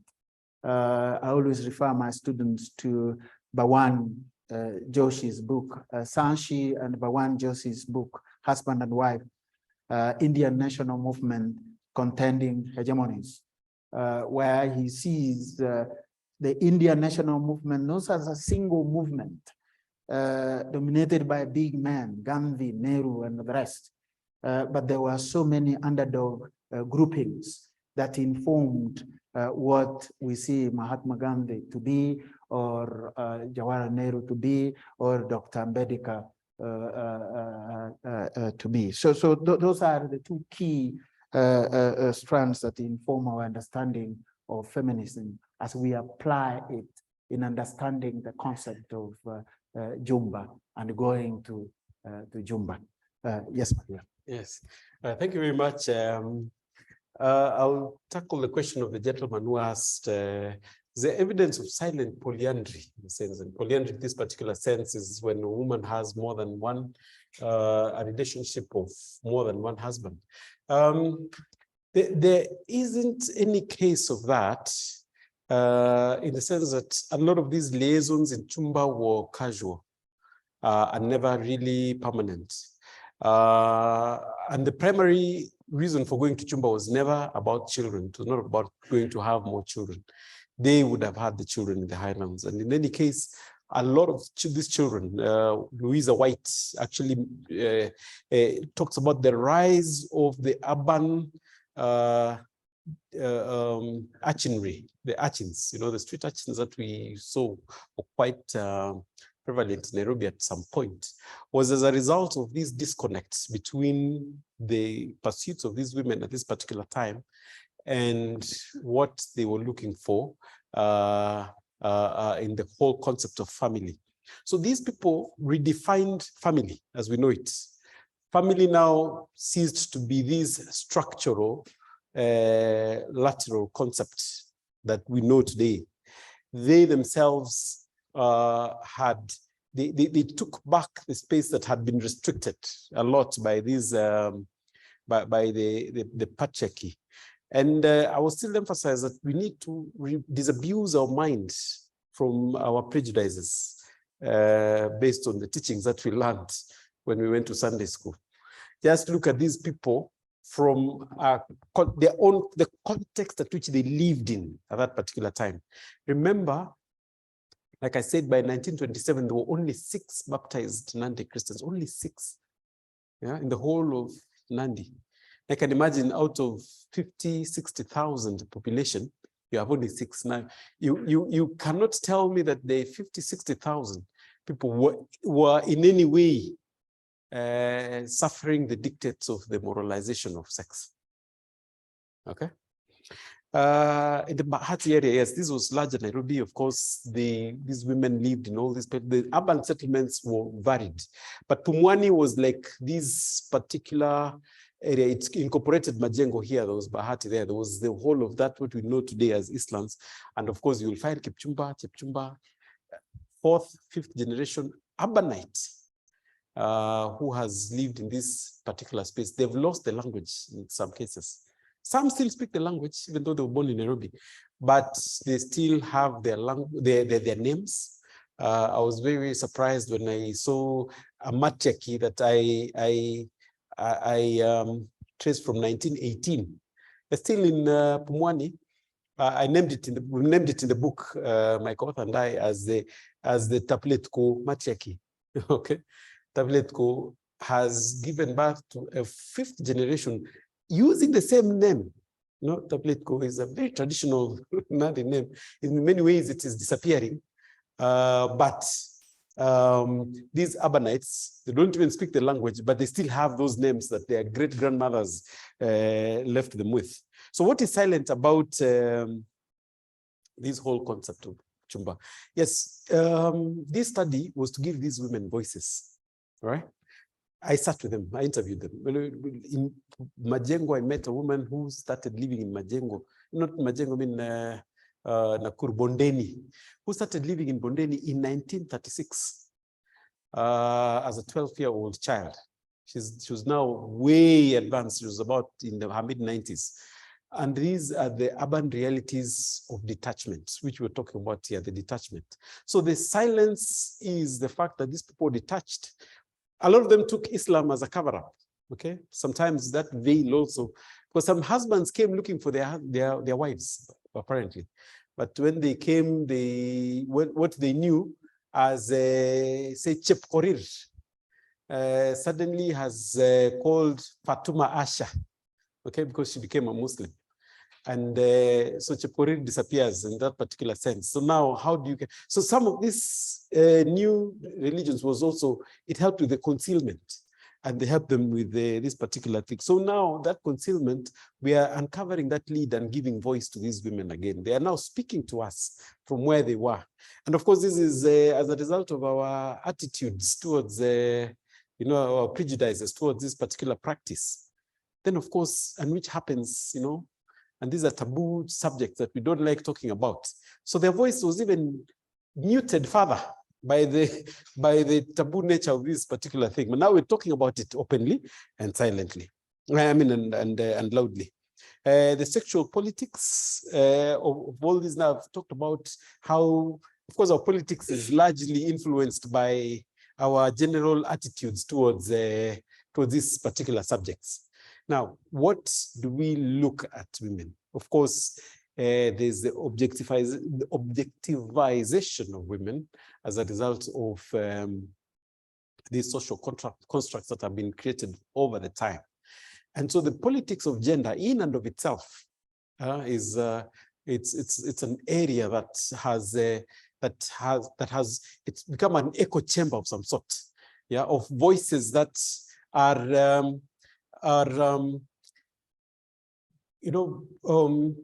piercing in different directions, and you really don't know sometimes which direction they're taking. So yes, this particular study now speaks to this kind of voices, that yes, there's a way in which the women challenge the patriarchy. And how did they challenge it? They started their own matriarchal lines. In this case now, it speaks to issues of property rights among women. So what do we do about politics of property rights? These studies showed recently that of several hundreds of thousands of titles, less than 2% of titles are registered in women's names. Now, here are women who are taking back their space back in old colonial Nairobi, owning their own properties. Oh, and by the way, those properties now are subjected to a lot of disputes now. I was able to speak to community leaders there. A lot of those women left them and willed them to women. And so when men come around, realize these properties are very lucrative now, and they're trying to take them away from these women, by force, and redeveloping them into bigger structures in Pumwani, because to earn from rent and all that. And these women are fighting back. Yeah, and I'm glad the current constitution, no, there's no longer a new constitution, the current constitution has widened the property space for a lot of these women. I think that's it. What is feminist about Chumba? From the discussion we are having currently, I don't know what the individual who raised that question understands by feminism, but for us, you see, I said earlier that there are two ways we understand the concept of feminism. One, of course, is an academic approach, and two, as a political agenda. As an academic approach that seeks to mainstream women agency into our historical discourse. with concepts that and interpretations that value, if I may use that, the contribution of women. So Chumba then provides a classic example of women rising up and confronting patriarchy and sexism that were very much embedded in African traditional settings, not least colonial settings. The colonial enterprise, we all know it was basically a men-only affair. And if women were involved, and then they were involved as nice flower girls, when men are exploring, harnessing, and exploiting, the women are there looking delicate and walking around and making the environment beautiful. That's really, I use the word, we are trying to run away from such portraits of fairly active agents in history. As a political movement, anchored on fundamental transformation of how we have constructed the female and what it means, what it should do, what it should not do, what should you own, what should not own. So if you look at then Chumba, is all feminist that one can talk about. Thank you very much. Wow. Let me take final round from the audience. We are really unmuting this narrative. Thank you. If there's no question from the audience, let me go back online. Alina Oswald, kindly unmute and pose your question. Hello, can you hear me? Great. I'm going to leave my video off because I have problems with my internet connection, but I really want to thank Dr. Ombongi and Mr. Sang for assuming that feminist standpoint today and presenting these very important aspects of Kenyan history and so passionately. And firstly, I'd like to talk about the socio-economic mobility that you connected to spatial mobilities and motor transport. From my own research, I know that sometimes they are made out to be one directional mobilities, like ending in towns, but you have made it more complex. What would you say was the rhythm of these spatial movements? And have you come across women investing in motor transport? Secondly, the etymology was very interesting, I thought, and it got me wondering, is there a toponym for going to a South Asian's abode in Kalenjin?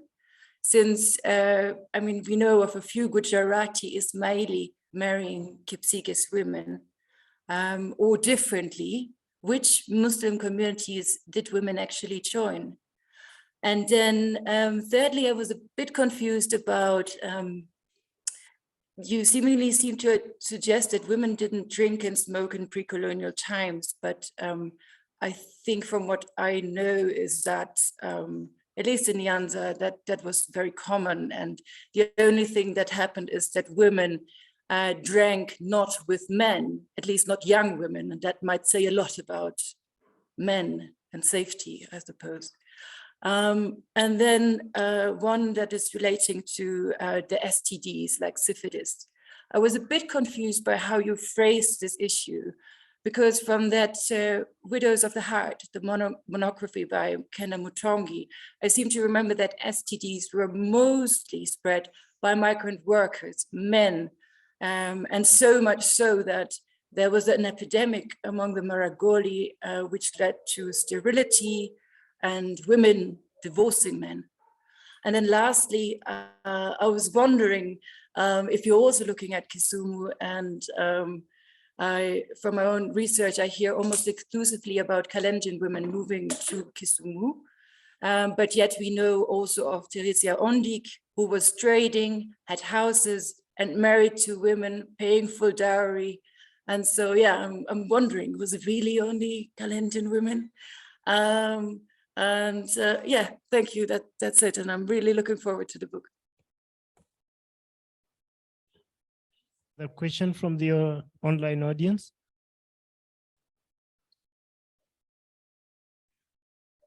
Wow, thank you. Kindly proceed. Okay. No problem. You have your Oh, mic. sorry. Thank you very much, Alina.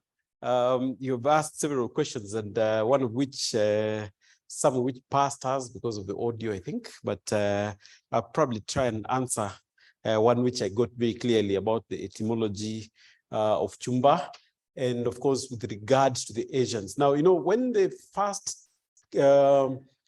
light-skinned people that the Kalenjin encounter Swahili Arabs, okay, the Arabs. So they sourced the name from them as Chumba. So the term Chumba referring to Arabs ended there about 1889 when the first Europeans ventured into Kalenjin country. So now the name now moves from being in reference to the Arabs to mean now Caucasians. And that is the term that has stuck to this particular day. But of course, when the Indians came during the construction of the railway, the term did not apply to them. They were also still light-skinned aliens. And we said Chumba is an exonym. So the Asians and the Gujaratis, and of course, you rightly say, a lot of them did marry Kipsigis women and settled with them, and part of the Islamization through marriage of these individuals came through direct marriages from this particular time. Now, yes, there was smoking of tobacco even before the Europeans came, and women did that. But of course, they generally, it was not a practice that was done, you know, in polite society, you know, this kind of thing, and probably did it underground. But in this particular sense, these women now, the use of tobacco by the women now was slightly more varied. Instead of using the traditional pipe, now they bought cigarettes, which are a commodity that at that time came with the Europeans. We didn't have cigarettes before these people came, but now they purchased cigarettes that were packed, and in this particular sense, quite different from the traditional pipe. The other question is, were these the only women in the urban areas? No, of course, by far not. If you read Louisa White, Kalenjin women were only a part of the sex workers in Nairobi. But there were so many others from all manner of communities, even from Tanganyika, quite a number of them that were in Nairobi, Maasai women, Kikuyu women, Luo women, and in another study just related to this one, the Luo Union specifically took steps from 1955 to take back a lot of women, Luo women that were participating in commercial sex work in Nairobi and also in Kisumu.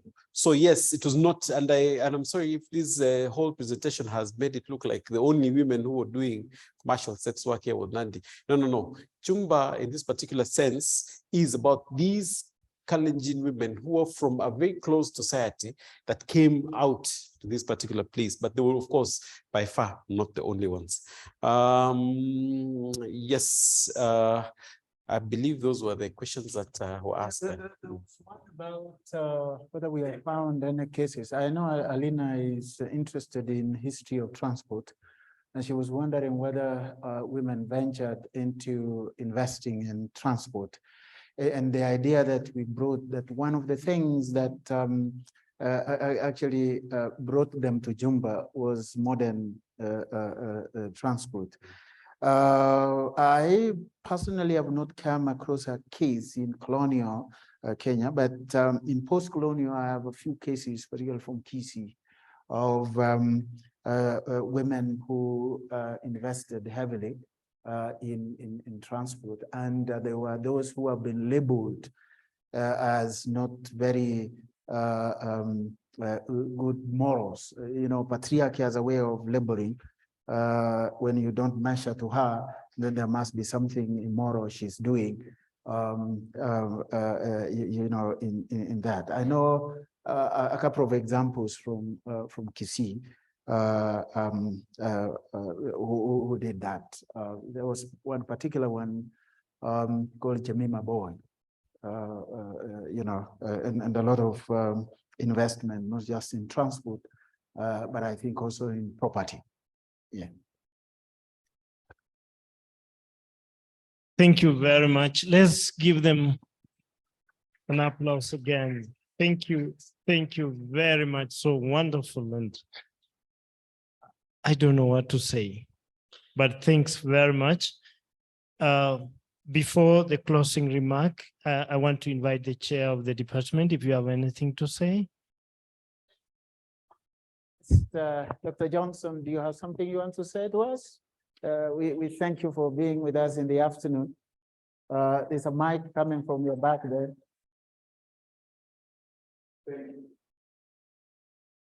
Thank you very much. It is indeed a pleasure and an honor to sit here this evening listening to you and your colleague, Dr. Godfrey. I was sharing with you earlier, it's been about 35 years since I've been to Nairobi University. And I'm thrilled to be here this evening listening to this extraordinary topic. I had many questions and many comments, but I decided to just hold them because I know that we'll have time to talk offline. It is truly inspiring for me to come from the United States here to Nairobi University and meet you and listen to you, to listen to the questions from the students and to see what Kenyans are thinking, how they're analyzing, critiquing, and understanding their reality. And I'm very much inspired, and I look forward to being a part of this very, very rich tradition of intellectual pursuits and inquiry. So thank you for having me. Thank you very much, Dr. Johnson. You're most welcome. As we end this session, I want to thank first the presenters. You've done a wonderful job and muted what we never knew, and we learn a lot from this. Thank you very much. I want to thank those who came to join us, our students and members of staff. Thank you very much for making this day a success. Dr. Johnson, most welcome. Thank you very much for gracing this occasion. Our viewers online, we are very grateful for joining us. Thank you for your contribution. You have enriched this presentation through your questions and through everyone's question. To the media team, I don't know what to say, but thanks very much. You've been a wonderful team that has always made our work very successful. Thank you very much for all of you, and we end the session. God bless.